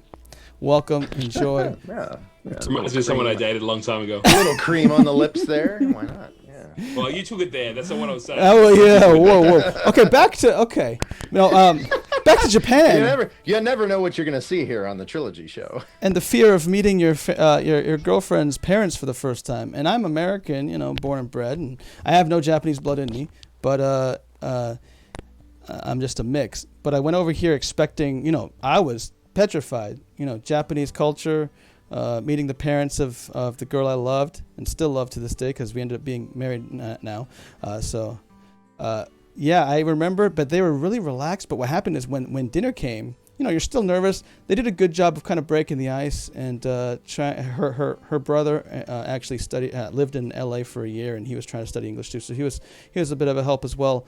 But it was a struggle communicating, and you're never sure, right? They actually have a thing in Japanese called honen tatemai, which is actually what you really show and what you're actually hiding, right? And like kind of that they call it. They have actually names for it, and you're never really sure sometimes. So you're always on guard for that. So of course I'm meeting my girlfriend's parents for the first time and actually going to stay at their house. And the first dinner that she brings out is this fish head soup. It's like a stew with the whole fish head in there. The eyes are in there with it. I'm like, oh my God. So I actually really don't like the taste of that fishy ocean taste. I love sushi, but I don't know, that brine, whatever it is. So I took one sip of that and I was like, oh my God, what do I do? Like, I was literally wanting to puke, but I basically didn't want to say anything. Like, do you like it? I'm like, yeah, it's great. It's fabulous. This is the best. This Can is I so have more? great. Please, no That's refills. exactly what you say. Like you joke, Coin Captain. Someone once said to me, it's like, when you get married or whatever, and your wife, ends up making their first meal, like what was this, if it worked out, your wife didn't know what was going on. If it was the worst thing you have, you eat all of it, and you go in and you scrape that pot clean. And you take it. I couldn't scrape the pot clean, but I ate as best as I could and made sure I didn't get seconds in the best way. I'm like, oh yeah, actually I'm a light eater. I don't eat a lot, so one is good enough, but it was delicious. Thank you very much. But good awesome. God, I wanted to puke so bad, and I remember that feeling. And they laugh at it now because they're like, again, a lot of the times with these relationships, there's a lot to do with judging on both sides. So they are very, part of the reason I love my wife and my in-laws here is that they are a very humble family. I was lucked into it where they do like to understand the different cultures and be understanding. But it was always that hone tatemai, the fake and inside, that you have to be careful of. So it is still the right choice to do that. But they laugh at it more now because they're like, no, we would have been cool with it. We understand. But again, maybe that's a little fake too. I don't know. But again, I think both sides are worried about the judging, right? Not just from the parents, but I think from the judgment of the food, right? Of the culture and of that. So I think it's an interesting thing. Gil was talking about where it's, I was happy to hear you were saying you're happy for Harry, if he can find absolutely. The one. But then you're also understanding the side of the side that's kind of losing a son in a way, like you said, taking away a son there, right? And that's why I thought, I actually, if you don't mind me asking a question, because there's a lot of things going on in my personal family as well that's kind of no down questions. That path. Crap. Yeah, go ahead. The top just slapped me down. I knew it. I hate the bottom. No, it was You'll learn to like it. It was oh God, consent. Oh my God, we talked about consent. All right. Because I love you, Coin Captain, I'll do my best. Go ahead, man. No, hit me. What you got? So family, is it like a lot of the struggle in my family is now is if you follow the parents or not, is that important to be part of the family or not, or is it more of something else? You know what I mean? Like that's kind of a question that I had when you were talking about all this stuff. It was like there's a bit of a struggle, and the rift in my family is some of the kids want to follow and the parents and say, no, we agree with the parents, and some of the kids don't. And that's really the rift that's causing a big problem in my family. Obviously, I wanted to know your personal thoughts on those two things from both of you, if you don't mind. Well, I mean, this is something that was actually kind of brought up in the interview that I watched, and again, I didn't watch the whole thing, but the parts that I saw, that the point was made. When you marry somebody, you're not just marrying that person, you're marrying the family too, and it has a huge. I mean, you can't marry a royal and just be married to your spouse. You're married to the family that comes along with that, and it's obviously hyper on steroids when it's the British monarchy. But I mean, even in this microcosm, like in B.K. Johnson's sphere, there's these family issues, and every family has it. In my case, I'm an only child, and I wasn't. Explains so much, Corn Captain. Oh, yeah, right. I guess it does there. So there isn't as much drama in my family as there might be in others. There is on like the outer reaches, but I'm isolated from that because I'm not, so it's hard for me to really speak on that from a personal perspective. But as the parent, what would that feel like? Again, with you have a lot of kids, so yeah. If my kids were divided. Well, like would again, it would be some of the kids agree with the parents' side, and the other kids, maybe there's one or two that says no, mom and dad are wrong. Does that actually, when they step the foot down and say no, I'm gonna be firm to this, that you guys are wrong? Does that actually? What would you consider with the relationship of the family? Because I think that's kind of what's almost happening. What we're talking about with the royal family, where it's like the royal family saying that's right. They're not doing it right, and if you don't follow that, you're not part of the family. Well, are you talking about when they're kids or when they grow up and get out on their own? When they grow up, or because when you're kids they'll rebel, but you know what I mean. Like, yeah, I don't have any personal experience with that per se as a parent, because my kids are all still young. But I can speak as a child, and especially my mom. Oh, Melbourne Doug with the follow. Thank you so much. Welcome on in here, Melbourne. Thank you, Doug. Melbourne. In fact, that might be our. Was that? No, we're at 49 now with that one. I think. I thought that was number 50, but either way, it's all right. 49 is just as important as number 50. Yep. Can't get to 50 without that one. Yeah, exactly. There you go. My mom had really high expectations. I mean, I was her only child, right? And so she put all of her eggs in my basket, so to speak. And so there was a lot of pressure there. She had a lot of expectations. And so, of course, when I grow up and I choose a different path than that, I'll be honest, she was not happy that I went into the airlines. She wanted me to be an attorney or a doctor. I mean, I can't even tell you how many times in my life she told me, it was like every third Tuesday, you're going to be an attorney or a doctor. And I'm like, okay. Like, and so then I grow up and I'm not an attorney or a doctor. And she's like, why are you working for that airline? You have so much more potential. And I'm like, well, I'm good at what I do and I enjoy it. Like, and it pays well and it gives me good benefits and I can take care of my family and make new friends and travel the world. Buy silver, Mark. Come on. Yeah, right. I know. So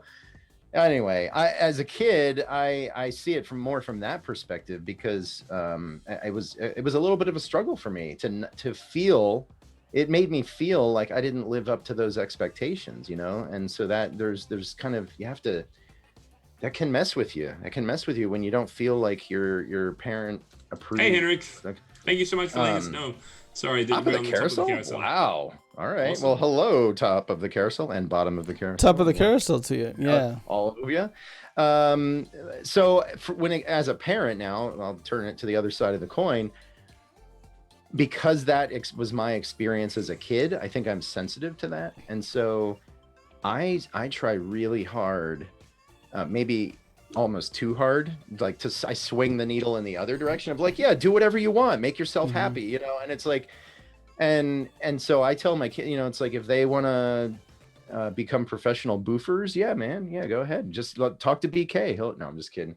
No, but I want to be, whatever their dreams are, I want to be supported. I mean, hell, that's why I'm streaming. That is literally why, because my son, we kept asking him, what does he want to be when he grows up? He's like, I want to be a Fortnite streamer. Yep. And most parents would be like, forget that. You'll never make any money at that. You can't be successful. Listen, you can be successful doing anything. My thing, what I tell my kids, do what you love.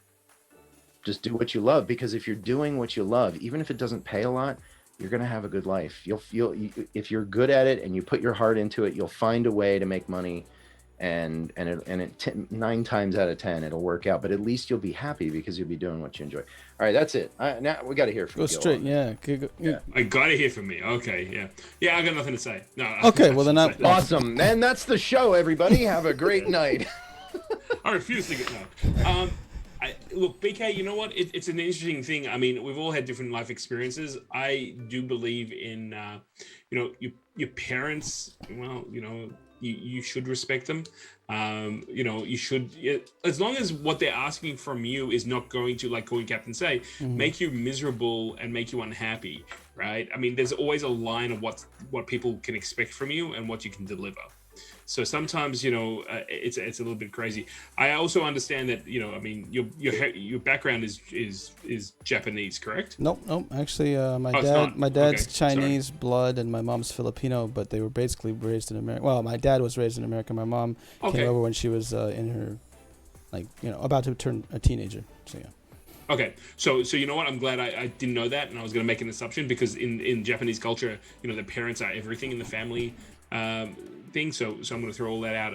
Look, I had a really interesting experience. I had someone that I dated for 12 years, and her father, for what I now know why, but he never acknowledged me. You would go to family events, and there were times where it was the two of us sitting at the table because people had gone to the bathroom or whatever, and he would never look at me and he would never speak to me. And it's a challenging thing when you see that. One time he gave me a lift home, and he drove for 40 minutes and never said a word to me, and that had nothing to do with me, but at the same time, I was in my early 20s. I was going to be like, hey man, what's the problem? But out of respect and out of the relationship that he had with his daughter, who I was dating at the time, I mean, it really was about that situation. She went on to study, and we were dating throughout that. And it got to a point where there was Chester, that's number 50. 1330. 50, Thank you so baby. much, Chester. Thank you, Chester. We're a quarter of the way there now. Let's go. I get to do a second affiliate celebration, maybe if we keep going. It could happen. Well, it's a quarter. We got more work, but we'll get there. All right. But in that situation, when she had finished studying, she had followed her father's footsteps, and she said, you know what, I really like to do this part of what I've studied. And I said, why don't you do it? I'll back you 100%. But her father wanted her to literally follow in his footsteps, and in the end, she buckled under that and did what her father wanted her to do, which, I was incredibly respectful for it when he would come visit, and I made sure they had time and all that sort of stuff from a respectful place. But what I realized is that when one parent parents have that much control over someone else's life, you're kind of stuck in a framework where you don't get a chance to explore the world the way you're meant to. And that was a really hard thing. I mean, we parted ways, and even in that, you'd say, the influence of a father. No, he was right there. He was, I actually got to say, after 12 years, you didn't want to hear anything I had to say, and now that I'm out the door, you want to hear everything you've got to, that I want to say. I'm like, dude, it's really, really transparent what's going on here, and it's like it has really nothing to do with me. But this can go quite. I started the relationship without you being here, and we're more than capable of finishing the relationship without you being in here. So I do worry about her, but I mean, obviously she's gone her own ways. With my own parents, I have a parent, one of my parents who, for whatever reason, doesn't understand what I do. And I have the utmost respect, but he drives me crazy. And 51. Thanks, Let's go. Here we go. When you get onto that carousel, man, it happens really fast. So for me, I went and spoke to some teachers of mine, and my question was always, how do I respect someone who seems to be able to push my buttons and elicit an emotional reaction? And the answer that I got was pretty amazing, and that was, respect him by not being there. Don't let the situation dictate in that way. And it's a hard one, but what I've realized is every single time I've gone back, it's like we both have a lot of work to do, and it's very hard to be the one doing all the work. So, I've kind of reconciled myself that I may never get what I want out of that relationship, but regardless, he's still my parent, and, I still, want a relationship, but I pull away a little bit so that he can he can be the way he is and go and make those demands and all the rest of it. And then I can kind of go in there and just be able to do it. And again, it comes out of respect. So I'm actually out of, the way I look at that sort of stuff is you can kind of do both. You always have to protect yourself, but at the same time, going against your parents doesn't always have to be a slug out battle. It can be, what, I hear you, I see you, I'm in a space right now where maybe this doesn't really work for me. So what, let's just move a couple of steps back, and we'll be able to move forward. Crazy K-Man saying, look at those three hunky smart guys on the carousel. Who's he talking about? I don't. Where did those guys go? Yeah, I don't know. Is Crazy K-Man on the carousel again with two friends? What's going on? I'm hunky. I'll admit it. I'll own it. But no, I thank you for sharing both of that, because sure. I'm actually, it's funny because I feel blessed in the fact that my parents didn't put that much pressure. They wanted to actually just me to be happy, and that's why it's such a conundrum for us, where it's breaking up, where I think it's kind of a unique situation. So I was really happy to hear both of your perspectives there, because it kind of a bit of both trying to get clear of what might be happening. And I after hearing both your stories, I was thinking it's kind of a more getting what you want plus control type of issue that can actually get in the way as well. And for my personal experience of again, and everyone's different, everyone has different families, but for mine it's basically like that, where if a child wants to get what they want from their parents or control their parents' actions or things, that's where it can get in trouble, or vice versa, where the parent wants to control them even though they're an adult and try to have control, or again want them to do things that they don't even want to do for themselves. I think it can go both ways, right? Where the child can say, you're not here for me because I need that from you, you're my parent, but that's accusing the parent of being a bad parent and not giving them what they want from a parent, or being the way they want to be. But that it can go both ways, and that's what I was kind of going towards, where I think it's fascinating in my family, where I do believe my parents were very leaning towards giving us the freedom to do what we want, but it still had that issue. So I was kind of struggling with certain ideas, and when you both gave me those examples, that's what I was thinking of, is that I think it's a control plus trying to get what you want from your family, like either way, from your child or from your parents.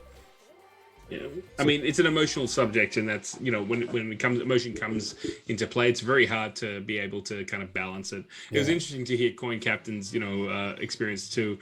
I think it's kind of cool that you were an only child. I'm an only captain. You're an only captain, yet you have so many crew in the household. I think it's awesome. Yeah, I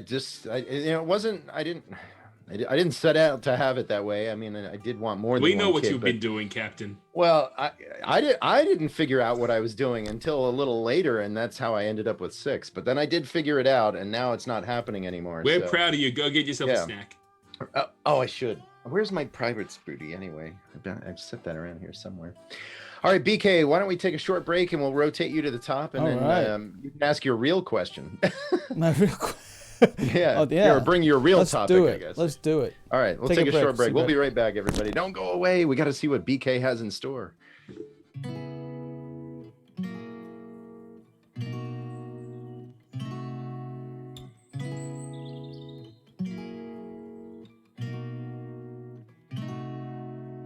We could drive along an ocean reflecting the sun, or make a bed of green atop a wide open scene, under a canvas of blue, I would draw ever nearer to you.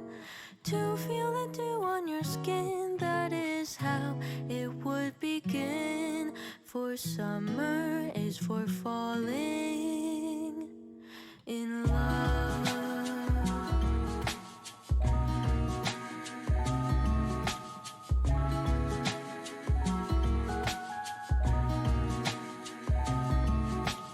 We could stay out late until the sun sets past 8, and the cotton candy haze mirrors the warmth of your gaze.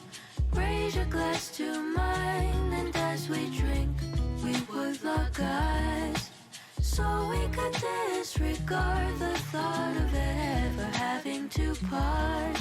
For summer is for falling in love.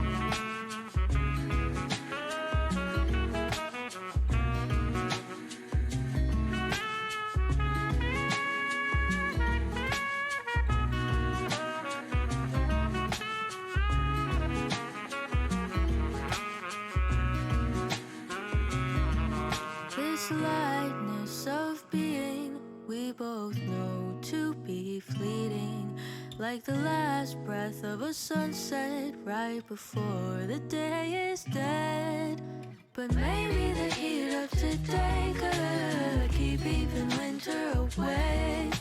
So I'll remember your laugh, 'cause nothing ever changes the fact that summer is for falling in love. Da-dun-da-dun-day. Summer is for falling in love.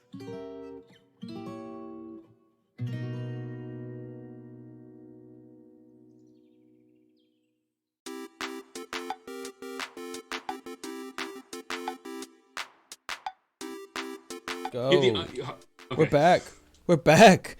We're back. We are back, whether Are we we like front it or also? not. We're front and I back. bet we dropped off the carousel. They're like, oh my god, these guys. Yeah, taking Yeah, breaks. we're on the carousel and now. Are we on here still? Breaks are not allowed. We're off. We're off. Are we off? No, we're on, but we're not. No, we are still on, but we're just not in the top spot anymore. It's just because Japan's on top. They can't take the little Asian guy on top. I know. It's awkward at first, but you'll get used to it, guys. Trust me. Yeah, that's who said that before. That's what Coin Captain said to me, and so if I gotta do it, you gotta do it. So today's topic from Japan is very Japanesey, kind of. I think Japanesey. it's video Is that a games, word? guys. It's video games. Yeah. Oh, Video yeah. game. Video Video games. games. Like, Video games. Yeah, video games was my first passion, love, and hobby. So I just wanted to understand some of your personal histories. I'll start by introducing mine, but I wanted to start by going around the Trilogy carousel and seeing if we can just share basically, introduction to video games, maybe some of your first memories, and then you can go in just to your favorites or personal feelings about that in your personal experience. So for me, my first introduction to them was the ColecoVision. Konnichiwa. Ooh. Konnichiwa, Keith. Yes, it was ColecoVision. It was, I remember... Being television? Smurfs. No, No, that's we didn't play ColecoVision, in something television. It was, the one in our house was ColecoVision. And, man, we loved doing that. Cubert, Smurfs, Centipede, a lot of classics on there. And we really loved A that. human centipede or just centipede? Jeez. I was less than 5 years old, Gil. How dare you? How dare you? Oh, uh-oh. He's out. He's gone. Oh, man. I guess he's going to bring his human centipede bobblehead or Fungo Pop. Is that a human centipede Fungo Pop? Oh, okay, no, it's not. It's Centipede. Hey. Yeah, that's the nice guy. That was a good classic. And I think there was Zaxxon was another classic. Was that what it's called? I can't remember, but I think his batteries are dying. It's okay. It's pretty old. Oh wow, it's working. There we go. Oh yeah, classic. It's the whole. I hate this virtual screen, but now I was the youngest in my family. I have 2 older sisters, so actually they hogged it a lot. And actually my mom was very partial to Q*bert and a lot of other games. So actually I didn't get to play it as much. There's also this one game, I don't even remember the name of it, but it scared the hell out of me as a child. There was like this floating little digital face that that would hunt you down if you spent too much time trying to beat the level, and it kind of freaked me out. I remember that. Robotron? No, I loved Robotron. I didn't play it. I don't know the name of it, but I know what you're talking about. There's I actually saw like a streamer playing that the other day. I ColecoVision? swear I saw. Well, it was that thing where the face hunted you or whatever. Yeah, it was weird. I can't remember who it was or what game, but I caught They were playing like retro games, and they were playing that one. Yeah. Yeah. So that was. I mean, again, like it sounds. I'll always have a soft spot in my heart for ColecoVision, but I did not really fall in love with video games until after that. And what happened was I went to the arcade and played the Mario Brothers, the original Mario Brothers, where you're actually not the Super Mario Brothers, but the one where you have like the little turtles and you hit from underneath them, and then you try to flip the turtle shell, then kick them off, and then they had the jumping flies. It's Mario Brothers. It's just Mario Brothers, not the Super one. Yeah. And so that was a game that I just was enthralled with, and I loved it being out where I could do something, because I never enjoyed going to the mall.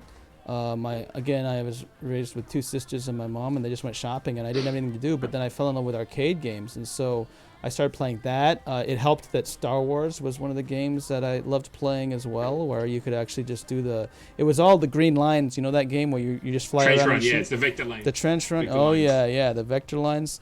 That was always, those 2 were kind of there for me in the beginning.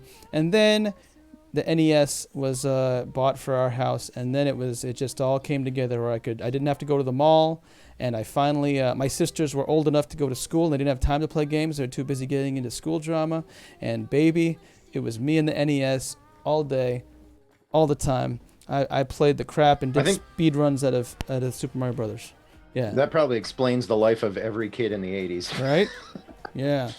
Yeah. And so that was my first memories of video games.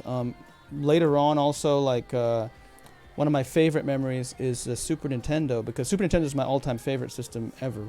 Not only because of the games, I thought there was so many good games on that system, but also it's a fond memory for my family as well, because I remember there was one time I had a bad birthday or Christmas party, and I really wanted this board game, and I even remember the name of the board game. It was called Splat, where you splat bugs or something.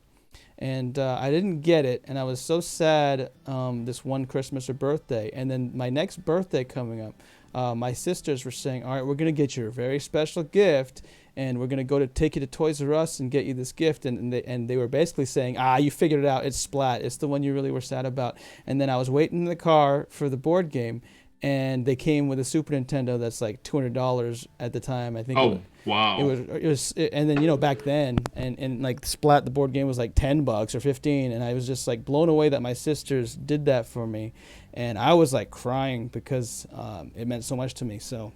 Because you wanted Splat, I get it.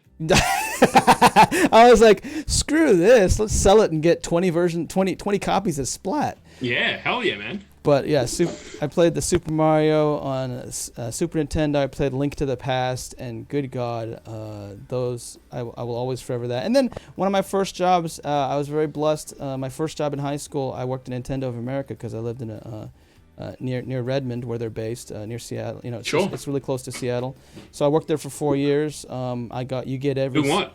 I did tech service and like game service. So you basically call through the phone. So it's phone. Like you basically talk them through how to fix things, or if we can't fix it over the phone, you send it in and discuss warranty and all that stuff. Oh my gosh, so, you were that guy that gave me hell. What? Hello, welcome to Nintendo. I think I know that guy. I think I know that guy. He always pretended to be me, but I was the one giving away stuff for free, because I'm like all I tell you, I know Nintendo was all about amazing. that. They were so nice. Like, they were so good to like actually help the customers. I was very impressed with their customer service, and I was always shocked by the people who would not treat the customers right, because they give you a lot of leniency to be nice to the customers at Nintendo. They always give you full reign, and even if you give away stuff and they say we don't want you to do that, you actually have the right to say, here's the recording of the call. Explain to me why you gave them this when you're not supposed to. And if you give them good enough reasons, I was fortunate to have a couple of managers who did do that with me, and they basically say, okay, yeah, I see what you were trying to read there, and we're not going to ding you for that, and keep trying to promote a good company. So I always have a soft spot. Can you give an example of what you gave away? Like, if I rang up and said my Pac-Man cartridge didn't work, you were like, well, here's the Super Nintendo system. It was not that. It was not that. No. It was, they've had a couple repairs already, and it's been like, they're like they're very careful with how many repairs you give for the same system. Right. And so like, it's basically like, listen, the policy's that, but they're walking me through it, and I think, and I'm going to be very specific that this is the last time. We can't do this by policy. So that would be basically it, where it's like they want a working system, the system's dead, and they've kind of used up the 2 strikes or whatever, or the 1.5 or whatever it is, where it's like it's a full, they pay for shipping and everything, so it costs the company like, technically if they were, a sale of a new system and then shipping, so it's going to be hundreds of dollars usually if when worse comes to worse, if they're going to buy a replacement. So we've already done it twice for them, and then it's like they're out of warranty, and stuff like that. Those are the ones that are the biggest ones. Cool. The other ones are the small ones that it's funny because there's policies that they have for the battery caps on the Game Boys. Those things break like crazy, and people lose them or they snap off, and then you can't hold the battery back on the Game Boys. They had that forever for the Game Boy and the Game Boy Advance, and they had like a cap of like 5 or something, and sometimes it was to the point where it's like shipping is killing us because these are $1 piece for piece. Yeah. When it breaks, send them 3 or 4. Don't send them 1 because the shipping is costing like $8, but they're $1 each. And then we send them 1, and then they call back and say, "Oh, that one broke too. Send us again. It's $8 shipping again." So it's like, sometimes it's like, it sounds silly, but send them a couple, and then we go through that, and then it's like, okay, this guy, it's like he's abusing the system at this point. We've given him 4 or 5, and it's like he's throwing those backs on eBay and selling them for $24.95. Exactly. I need another 8 backs. It's like, and so those are the ones where you have to stretch and say, listen, we're going to send you 1 more and only 1 more after this. You got to pay, but you just have to make sure that you're very clear with the customer. So they had a great system. I was very impressed, and Nintendo's always been my favorite company and system growing up. So yeah, that's my experience. Did you have perks? Like, did they give you games and stuff? And every new big game, because it wasn't just tech service, but anybody with back then they put it on the back of every game and on the back of every cartridge and on the back of every manual, and so basically people would call in with anything, anything. Like I said, one of the funniest ones I always laughed at was a guy literally just said, "Hey, you need to make Princess Peach less sexy," and I'm like. Okay, is there a reason why, sir? He's like, and of course he caught his son looking at Princess Peach and doing things he disagreed with, and said, "Hey, oh wow, Princess Peach needs to be less sexy. My son is not this way." And so they have policies for that. Like, it's like, yeah, we have feedback lines, and it's just like they were great. It's like, listen, sir, great. I'm glad you called in. We have this great feedback system where we send it to the people who take these things into great consideration. If a lot of people start saying that this is a common thing happening and it's getting out of hand, she's getting too sexy, we'll be happy to make that change in the future. And what do you want me to say to this feedback people? That's what I can do for you today. And then you do that, right? And things like that. So anything can call in. So when there's a big game, you're going to get tons of calls. Oh, a new Pokemon game's coming out? Guess how many calls you're going to get on Pokemon? A lot of calls on Pokemon. By the way, so BK, you get before you go into Pokemon, yeah. I believe Lucasfilm had the same issue with Jar Jar Binks. That's why he was cut out of the other 2 movies. It's just too hot. Misa too hot. Misa too hot for Star Wars. Misa, new Star Wars sexy boy. But yeah, so it was a great experience. Trekkie over here. Just go ahead, guys. I don't. Whatever. It was a great experience. My rum. Data's a hot piece of ass. I'll tell you that. But no. Data. Data. No. He has 3 speeds. I heard. I didn't. Oh, God. I don't go that far, But no, yeah. So like you get every system. You get the last 2 systems, so you're up to date on the latest. And then you get like every new system that comes out, you get for free. You get every big game, like I said, because you're going to take calls at random on them. And you also have a rental system where you can rent any game you want ever in the history of those systems that you have that are available. And while I was there, although I came back and I think they took it down, but I hope they put it back. But I could play games like while you're on the phone. So I'd get through like 20 seasons of Madden. Every couple weeks of playing football on the GameCube and like drafting my football teams, and I played so much Pokemon Puzzle League you have no idea. So while I'm talking, after you've done that call so many times, you can play games the whole time, and it was beautiful. So that's actually really awesome. Yeah, they're really nice. Very cool to hear. CoinCab, what's your experience with video games? Well, the first set I ever had was the Atari, but I honestly don't have a lot of memories of it. I mean, I would know an Atari game if I saw it, but actually, there was one where you drove around like a tank or something, and you were firing at the Battlezone, and it was just lines. It was like so Battlezone. basic. Okay, yeah, I don't remember the title, but I guess that's what it was.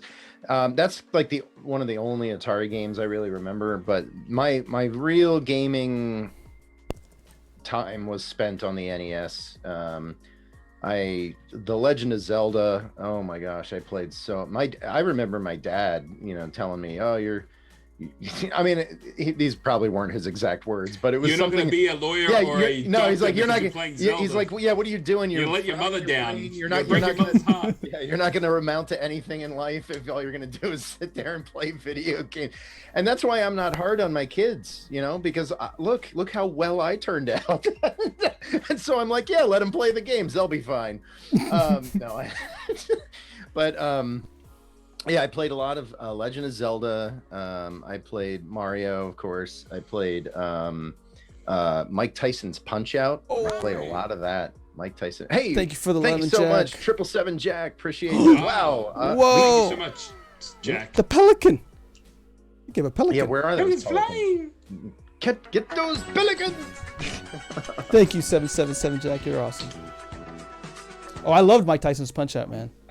Yeah, I played a lot of that. And can you bite someone in the ear as well? That was the hidden. Was that a hidden? That was on the hidden menu or whatever. I'm gonna punch you in the testicles. And then the Super NES came out, trying to get a squirrel. I don't know that I'm not sure. I don't think I ever had the Super Nintendo. I had a Sega for a while, and I played Sega, like Sonic and the Hedgehog and stuff, and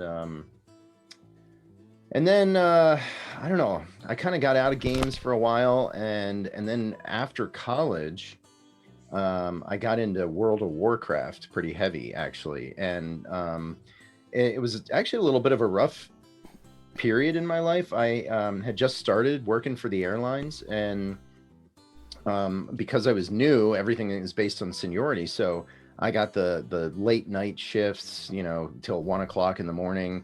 And my wife at the time, I'm not married to her any longer. She was a school teacher, so she had regular hours, business hours kind of thing, and I was working the late night shift. So I would come home, and this was before I had kids. She, she was already asleep, and I'm a night owl. I mean, you guys know that. Look at my streaming times, right? But I stay up late, and it's just when I feel awake and I'm raring to go. So I started playing World of Warcraft, and it actually kind of contributed in a sense. It set the ball rolling for the downfall of my first marriage, because because I got into this habit where I'd work when she was home, and then I'd come home and I'd stay up late, and then right around the time she's getting up to go to work, I'm like, all right, now I'm ready for bed. I'd go to bed, and we were ships passing in the night every day. And we just didn't spend enough time together, and that kind of set the ball rolling for other problems and stuff. But I think it's so important. But anyway, I played a lot of World of Warcraft, and then I finally realized I was addicted. I was totally addicted to it, and it was starting to affect my life in negative ways. So I ended up just kind of stopping. Drinking rum instead. Yeah, drinking right. Yes, I switched to rum, which had way more. I benefits. started collecting coins. Way more instead, benefits. You know? Oh, the coins. One Yeah. addiction for another one. Well, coins is Yeah. at least you can. You get something for your time at least. I hope. But yeah, I mean, that's kind of those were the biggies for me when I was a kid. It was Legend of Zelda, Mario, Mike Tyson's Punch Out. Those are probably my top three. But I played Donkey Kong and stuff like that. And then as an adult, the game I really got into was World of Warcraft. But I always wanted to play StarCraft. Blizzard makes World of Warcraft, and they also make StarCraft. I love and StarCraft. I actually like space and stuff, and I wanted to play that, but You never I didn't. did? Well, no, because what had happened was I had played all that World of Warcraft, and then it kind of was a negative thing for me in the end, and so and then I was like, well, I can't get into a new game because then I'm going to be sucked back into the same problem. And then I started having kids, and I never really got back into gaming. I did play that Sea of Thieves game with Elfsar and Muppet Mike and God of Pain, and I enjoyed that. But I think I actually would have enjoyed it even more had I not streamed it, because when you're trying to stream and play, I actually got a lot of newfound respect for gaming streamers by doing that, because you can't really focus on the game and enjoy it. You're Right. working on technicals and keeping up with chat, and I was very distracted. That's why I got to thank Nintendo. They trained me early. I can actually do it, because I actually would play all day talking to people on tech help, and I'm like, yeah, I'm focusing actually on the game. Yeah, right. Yeah. Like, but I've heard this conversation before. Hello, my name is Ramon. How can I help you today? Yes, I'm ready. Have you turned it on and off? No, you have to do that first. Like he's just playing. I did not know that Nintendo trained me to be a streamer. When you're saying that, There you I'm go. like, yeah, there you go. Very Gil, what about you and your video game history? So my family, or my father, banned having an Atari in the house. Oh wow. He was not, I don't know, we had friends that had an Atari, and like we'd go over there and like we'd just sit on the machine all day, or as long as we were there. But I had my heart set on an Atari machine. Like never ever happened. But I loved arcades, and you could go in there and for a little. It's kind of ironic. It probably would have saved more money buying an Atari system than actually what the money I spent on arcade machines. But I really grew up. I remember seeing my first Space Invader machine and just going, wow, this is kind of really amazing. And we used to go for holidays, and there was a big arcade there, and I used to go hang out all day watching people play. Like, it wasn't just about you playing, but it's also, when you got the chance to play, how far you could go in the game. So you would sit there and you'd watch and get an idea. Oh, this level. In fact,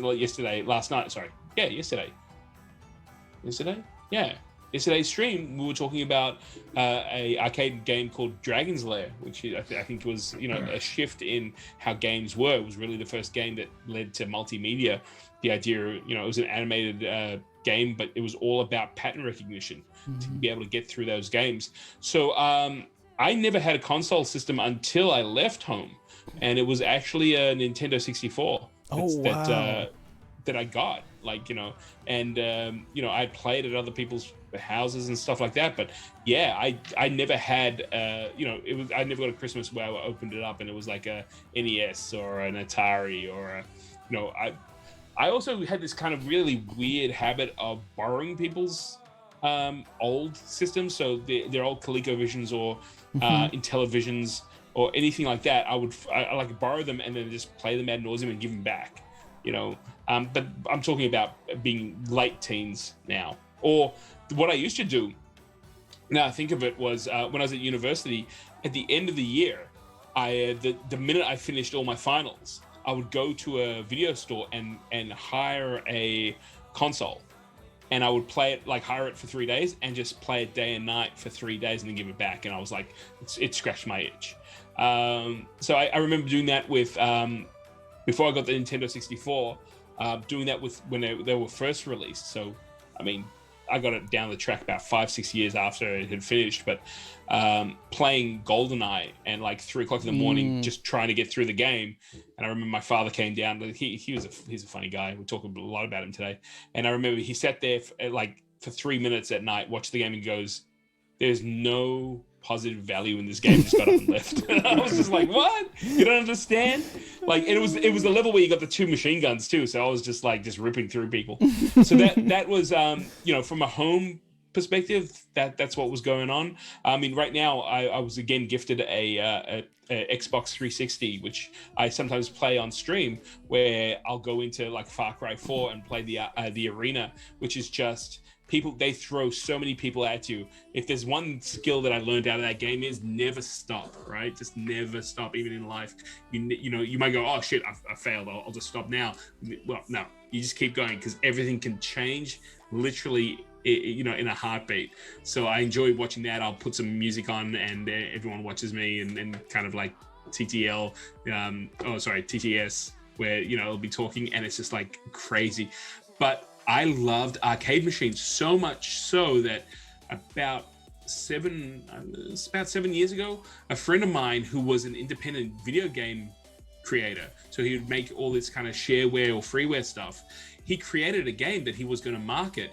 And he goes, "You know what? I'd love to put it into a cabinet." So I said, "Let's do it." And we built it's a one-of-a-kind arcade cabinet for him to house his game. The game's called Quarries of Scred. And I was like, "Well, if we're going to make this, let's do it the way we want to do it." So I actually put in a thermal printer into the console. So at the end of the game, it actually printed out your score. Holy crap. So it used to be like, "Hey, I got this score," right? And you'd be like, yeah, sure. And you'd be like, no, look. You'd actually have a physical printout that you could then take. And we took it to PAX, which is Penny Arcade Expo. And here in Melbourne, we were the only person to have an arcade machine. That's amazing. Like the next year, they brought old arcade machines in there. And it was just, I have since modified it so it can play the game, and it also plays MAME games. But next time I'll show you photos, because we did the whole art. We did a wraparound on the console. It actually has my URL and the other people who were involved in it. We did the whole marquee that lit up, and it sits here, and it's like I said, it's one of a kind, gaming console. I loved the arcade. Like, that was actually one that really got to me, because did you ever play fighting games? Because I loved being able to rattle off win after win, and you let your quarter or 2 quarters go forever, because the next people in line would go. So Street Fighter 2 and Killer Instinct, oh man, that was just the heyday for me.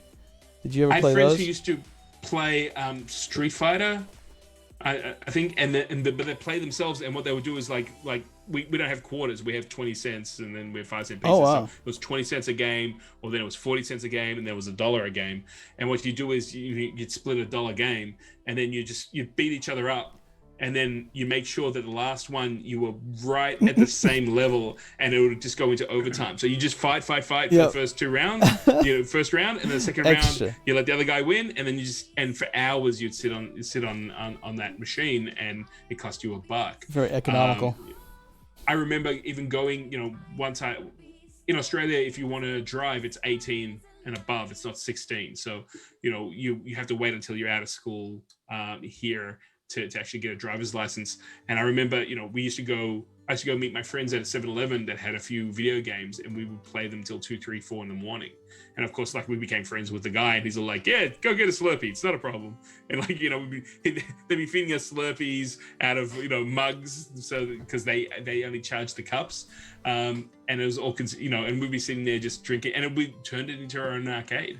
The funniest thing though, when you said 64 was the first one, that was the one that kind of started breaking it less for me, where I less enjoyed, because I really did not like Mario in 3D. I loved the side-scrolling adventures of Mario, and I did like GoldenEye, but that was where I started saying, "Oh man!" Like, I started shifting to PlayStation 1 instead, because I enjoyed Final Fantasy. GoldenEye was the shit for me. Also, Mario Kart with my friends. Oh, was yeah, great. Well, I loved Mario Kart in the Super Nintendo. My sister got a hacked PlayStation 1. Oh, wow. like had a handful of burnt games, and one of the games was Die Hard Trilogy. Oh, Trilogy, there you go. And I remember playing the first Die Hard game, like just... Thanks, Buzz Kingo. Thank you, Buzz. Hey, Buzz. Hey, Buzz.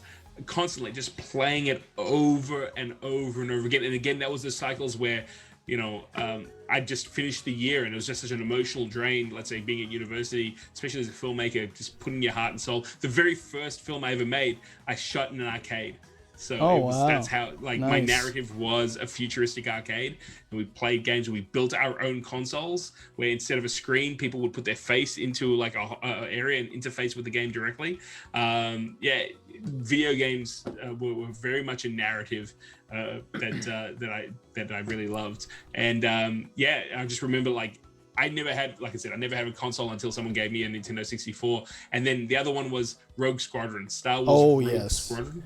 64 was that great machine, for that. I remember playing things like Doom on it, and then like I'd play for a couple of hours, and then I'd turn the TV off and leave the game running for like weeks on end, like because you didn't want to turn it off because you had to start again. Something you just said, Gil, about putting yourself in the game and all that, it made me think of something because and so if I can, since you asked a question in mind, BK, I'm going to ask a question. Please do.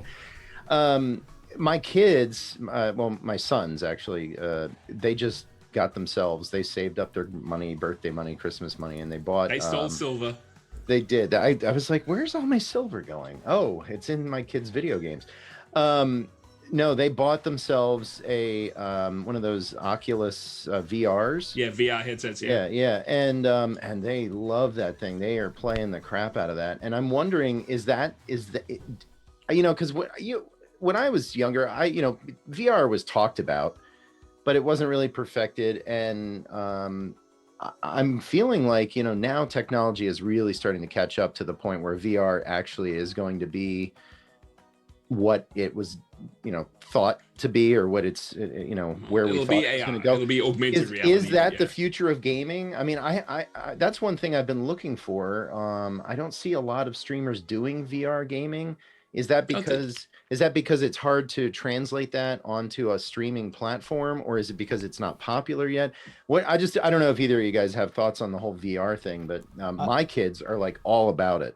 I think it's a matter of time. I was going to mention, if you guys ever heard of the X Band for Super Nintendo, because again, Super Nintendo is my favorite. I played that. It was a monthly service where you pay. It was a 28.8 modem. And you basically would, I played Killer Instinct, Mario Kart, Doom, and one other game I can't remember, but Mario Kart and Killer Instinct, it was my first foray into meeting people online and playing against them on the Super Nintendo, which is always a little bit unique because there's not many people who did it. But again, it was kind of ahead of their time, and it was kind of like it went away and died a bit because there was the technology gap. But I think I would say VR is kind of like that, where it's going to have a little lag where it's like, oh yeah, that's like the, it's like not good enough. Like X-Band was that, where it's like, it's not good enough. It's a 28.8 modem. The lag, the communication is an issue. You're trying to type on a keyboard, but you're using a Super Nintendo controller, Super Nintendo controller, trying to type on a keyboard to communicate with these strangers online. It's just not going to work. And, we know how much online games are in general now. But I think I would say VR is like that. Once I think it's just a matter of time once they bring it up to speed and do all the bugs. I think that would be a very interesting game experience. Like when you can go down to when you can go down to Target and buy a $300 headset, that's what's going to revolutionize it. I think. Look, you know what? It's kind of an interesting one. Again, my own opinion is I look at it from two different aspects. One is VR, again, once it's in the hands of people and it actually works, I think it'll be adopted very quickly. Yep. But also the technical side of it.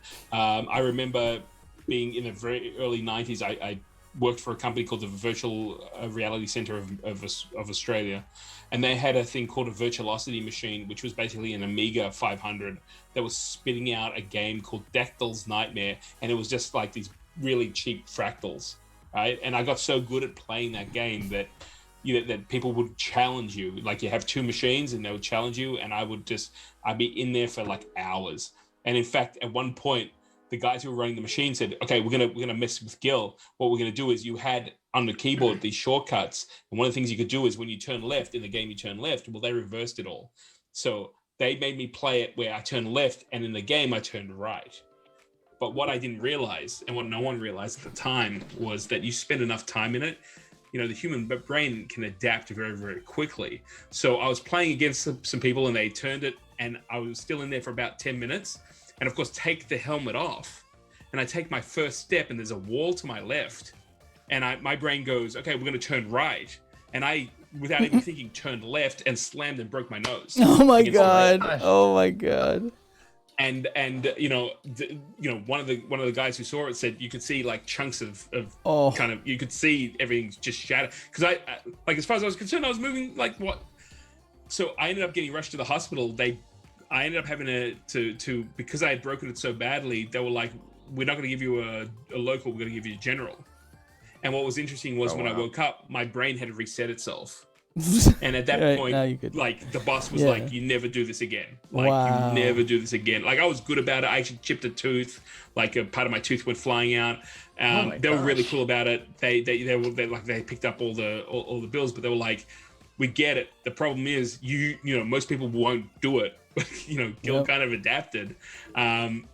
It's a little bit like you can sometimes get those glasses that flip the world upside down, and your brain will actually flip it around the right way.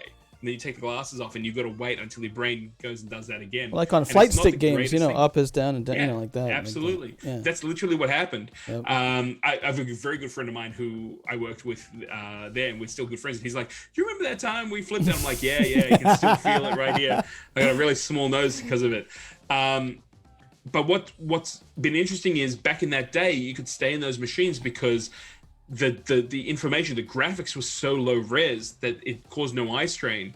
Now, when I've gotten involved in like Oculus Rifts, and I'm thinking the one that your kids have, Captain, are probably the low end, like the Go's that use like mobile phone technology and stuff like that. But the high end stuff used to give me an incredible migraine because there was so much information that's flooding into your eyes, into your optic nerves, and your optic nerve is just an extension of your brain. So I always thought to myself, wow, there's got to be a story in here where maybe we could hijack someone's brain by putting these helmets on them and slowly feeding them information that would just, you know, your brain, parts of your brain would actually pick up. I think that you got to look into that a little bit. But you know what?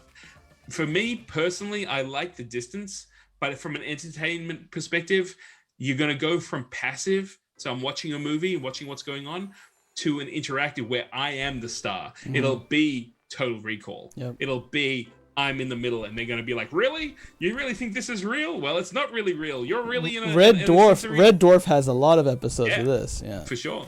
Absolutely. Buzz Kingo's asking in the chat, it must be tricky in the sense you need enough space to move around in, or am I missing something fundamental about the way VR works? And I was actually thinking about this before he even said that, because the way the Oculus works, because I've tried it, my kids were like, Dad, you got to try this. So of course I'm like, oh, okay.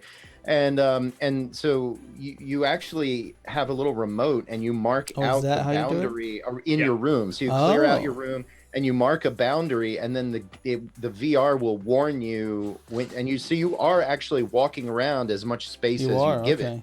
And it will warn you you're getting too close. There's like a visual. It's the holodeck, baby. Yeah. You know, that was the other thing I was going to say. I think that's where this probably is headed someday. If I mean, there's probably a lot of things we don't know, but it's interesting because Star Trek has predicted a few things. Transparent aluminum is now a reality. Did you know that? That was in the return. Really?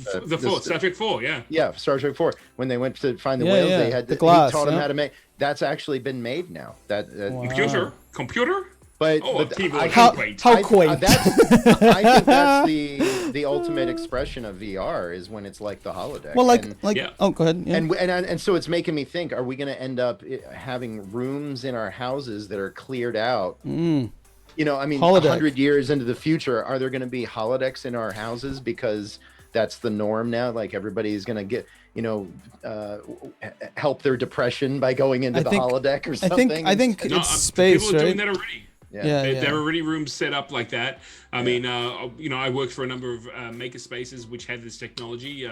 There's one in one of the libraries here in the city that we set up, and they have a boundary, and you go in there, and you're fighting stormtroopers as you're trying That's to get into. interesting though, because in Japan that'll be a big problem. Falcon. There is no space here, like literally. Like We'll just get rid of all the karaoke places and replace them with VR. But in the house, I mean the house. You're right. You're right for the. I see what you mean. For a house where like there's always going to be that demand in Japan for we have no space at the home. What do we do? And that makes sense why they map it out in the Oculus in your own home, because then it's like. You don't have to worry about space. It'll map out the space for you a bit. I mean, I think it's definitely the way. Like, I mean, like the Wii. Remember, like the Nintendo Wii was the start of that, where it's like we enjoyed it so much just being able to pretend we could bowl like that with a controller or hit the tennis ball or like that, and it's like it's just a matter of time before it gets better. Have you ever seen the website We Have a Problem?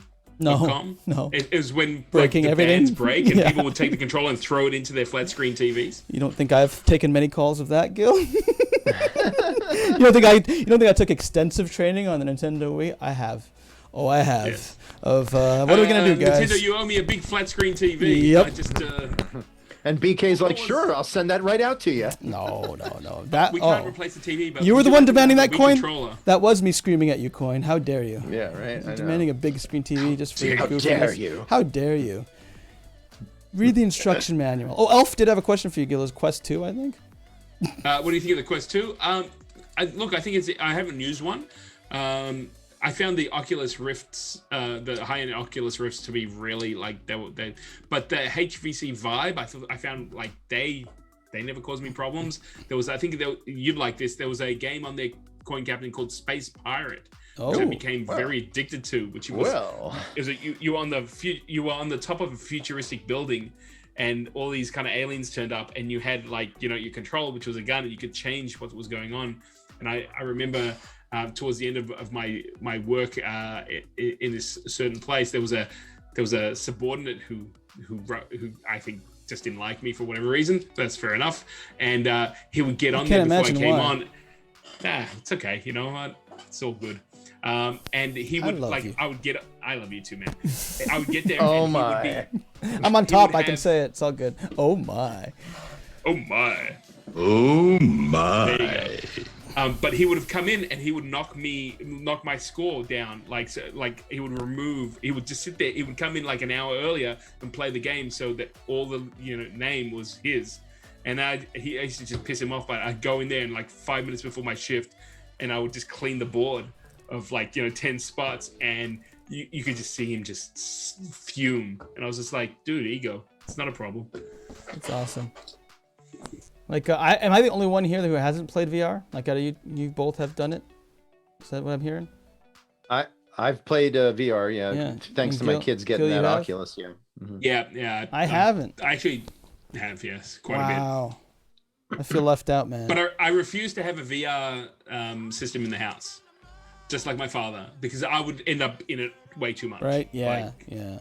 Well, we're going to go into that, but we're running long, but I thoroughly enjoy myself here, being on top and going long.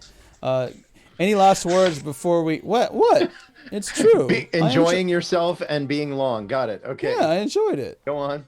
I'd love to hear more about this. Did you enjoy... Are you guys okay? I want to make sure you're okay. I want to make sure you guys are okay. Don't you say you love me now, BK. Oh, boy. Oh, my. You got something? I know. Huh? Are you wanting to... you got something else for us? Is that what you're saying? Oh, no. I'm saying we should wrap it up because I know that... Stop with the pseudonyms. I know that... I know that... Stop with the euphemisms. I know that Gil... is supposed to stream shortly after the show, and I don't want to, like, guys, check it out. Gil's the man. He's applying for BP. He's got some Is it movie night? Is that what it is tonight? We got G Crew movie night tonight. Discord, right? On Discord. It's in honor of the Coin Captain. So if you enjoy the Coin Captain and stuff, we're gonna be watching something that he requested to celebrate. I requested something? No. Yes, you. Congrats, you two. Okay, we're not gonna be watching what Coin. I'm gonna play another film that I want to watch. But come on over. We're gonna do a very quick rundown on some of the COVID numbers for today, and then just jump straight into Discord. We do that every night. I'm going to be doing it every single time on Trilogy, so the party continues. Yeah, baby. Trilogy, party continues. CoinCap, anything before we go over to head out and chill with Gil as much as we can after this? Normally my answer would be rum, but after that stream yesterday, my answer is not rum. So I don't know. When in doubt, boof. Yeah, go ahead. Go ahead. Well, we have to go to your channel for that. But no, it's always a good time talking to you guys, and you never know what we're gonna. That was easy. Who did that? Oh, it's the green. It's the green bastard. Well, welcome. Thanks for hitting that follow button. Thank you so much, man. Yeah, bastard. Thank you so much, man. You'll fit right in here. All right, Coin. Yeah, well, probably. But no, not really. Just good to catch up. I have a father. And we'll be back again next week for sure. Yeah, man. Back Looking again forward next to week. it, guys. Again, BK, Coin, you guys had incredible weeks when it came to streaming this week. So again, on behalf of me and everyone in there, congratulations. Keep up the good work. I've got to get my ass in the gear, otherwise you guys kidding are me? Pass me big time. I know, You break when a you grand. get VP, you got that big sleep stream you're gonna do. I can't wait. It's gonna be really. Yeah, it's gonna If be you amazing. think It's gonna be Gil's amazing. amazing when he's awake, wait till you see him sleeping. It's unbelievable. Is it? Joshua Joe Yes, comes in with the midichlorians. midichlorians. Yes, of course. Midichlorians, yes, midichlorians. Guys, we're gonna be here. Duke, midichlorians. Yes, midichlorians. Guys, we're gonna be here a week again. We do it every week. I know that reference, by the way, DK. Every week, guys. Every week. Trilogy's back. Come on. Trilogy's back. No, we got to go. We got to get to Gil's channel. We got to chill. Go. We're gonna be back next Guys, week. come on over. I'm gonna throw the link in there. Yeah, Come on over. Gil's The linky poo. Gil's gonna get ready to stream, guys, and we're always up to. This is the 3rd episode. We're gonna keep it going strong. Trilogy 3, So if you haven't baby. followed yet, hit that follow button so you know when we come live. Hit the follow. Also, we're taking feedback from if there's topics you actually want us to talk about, and say, hey, I want to see what Coin, Gil, and maybe BK. I mean, I don't really say much sometimes, but Jeez, look at that, I'm Jack, picky. with the big. These guys talk big, a lot. The Doom Wave. Dude, I keep getting that on my channel from Doomwave, but I know he loves me. Doomwave does that to me a lot too. Coin. Yes, he does. He likes Coin. All right, guys. Coin. Thank you, guys. We'll see you next week. Till next time. Have a good one, guys. Let's go to Gilly Peas. Go to Gilly Peas. Go, Gilly P, go! Have a go, Gilly P, go!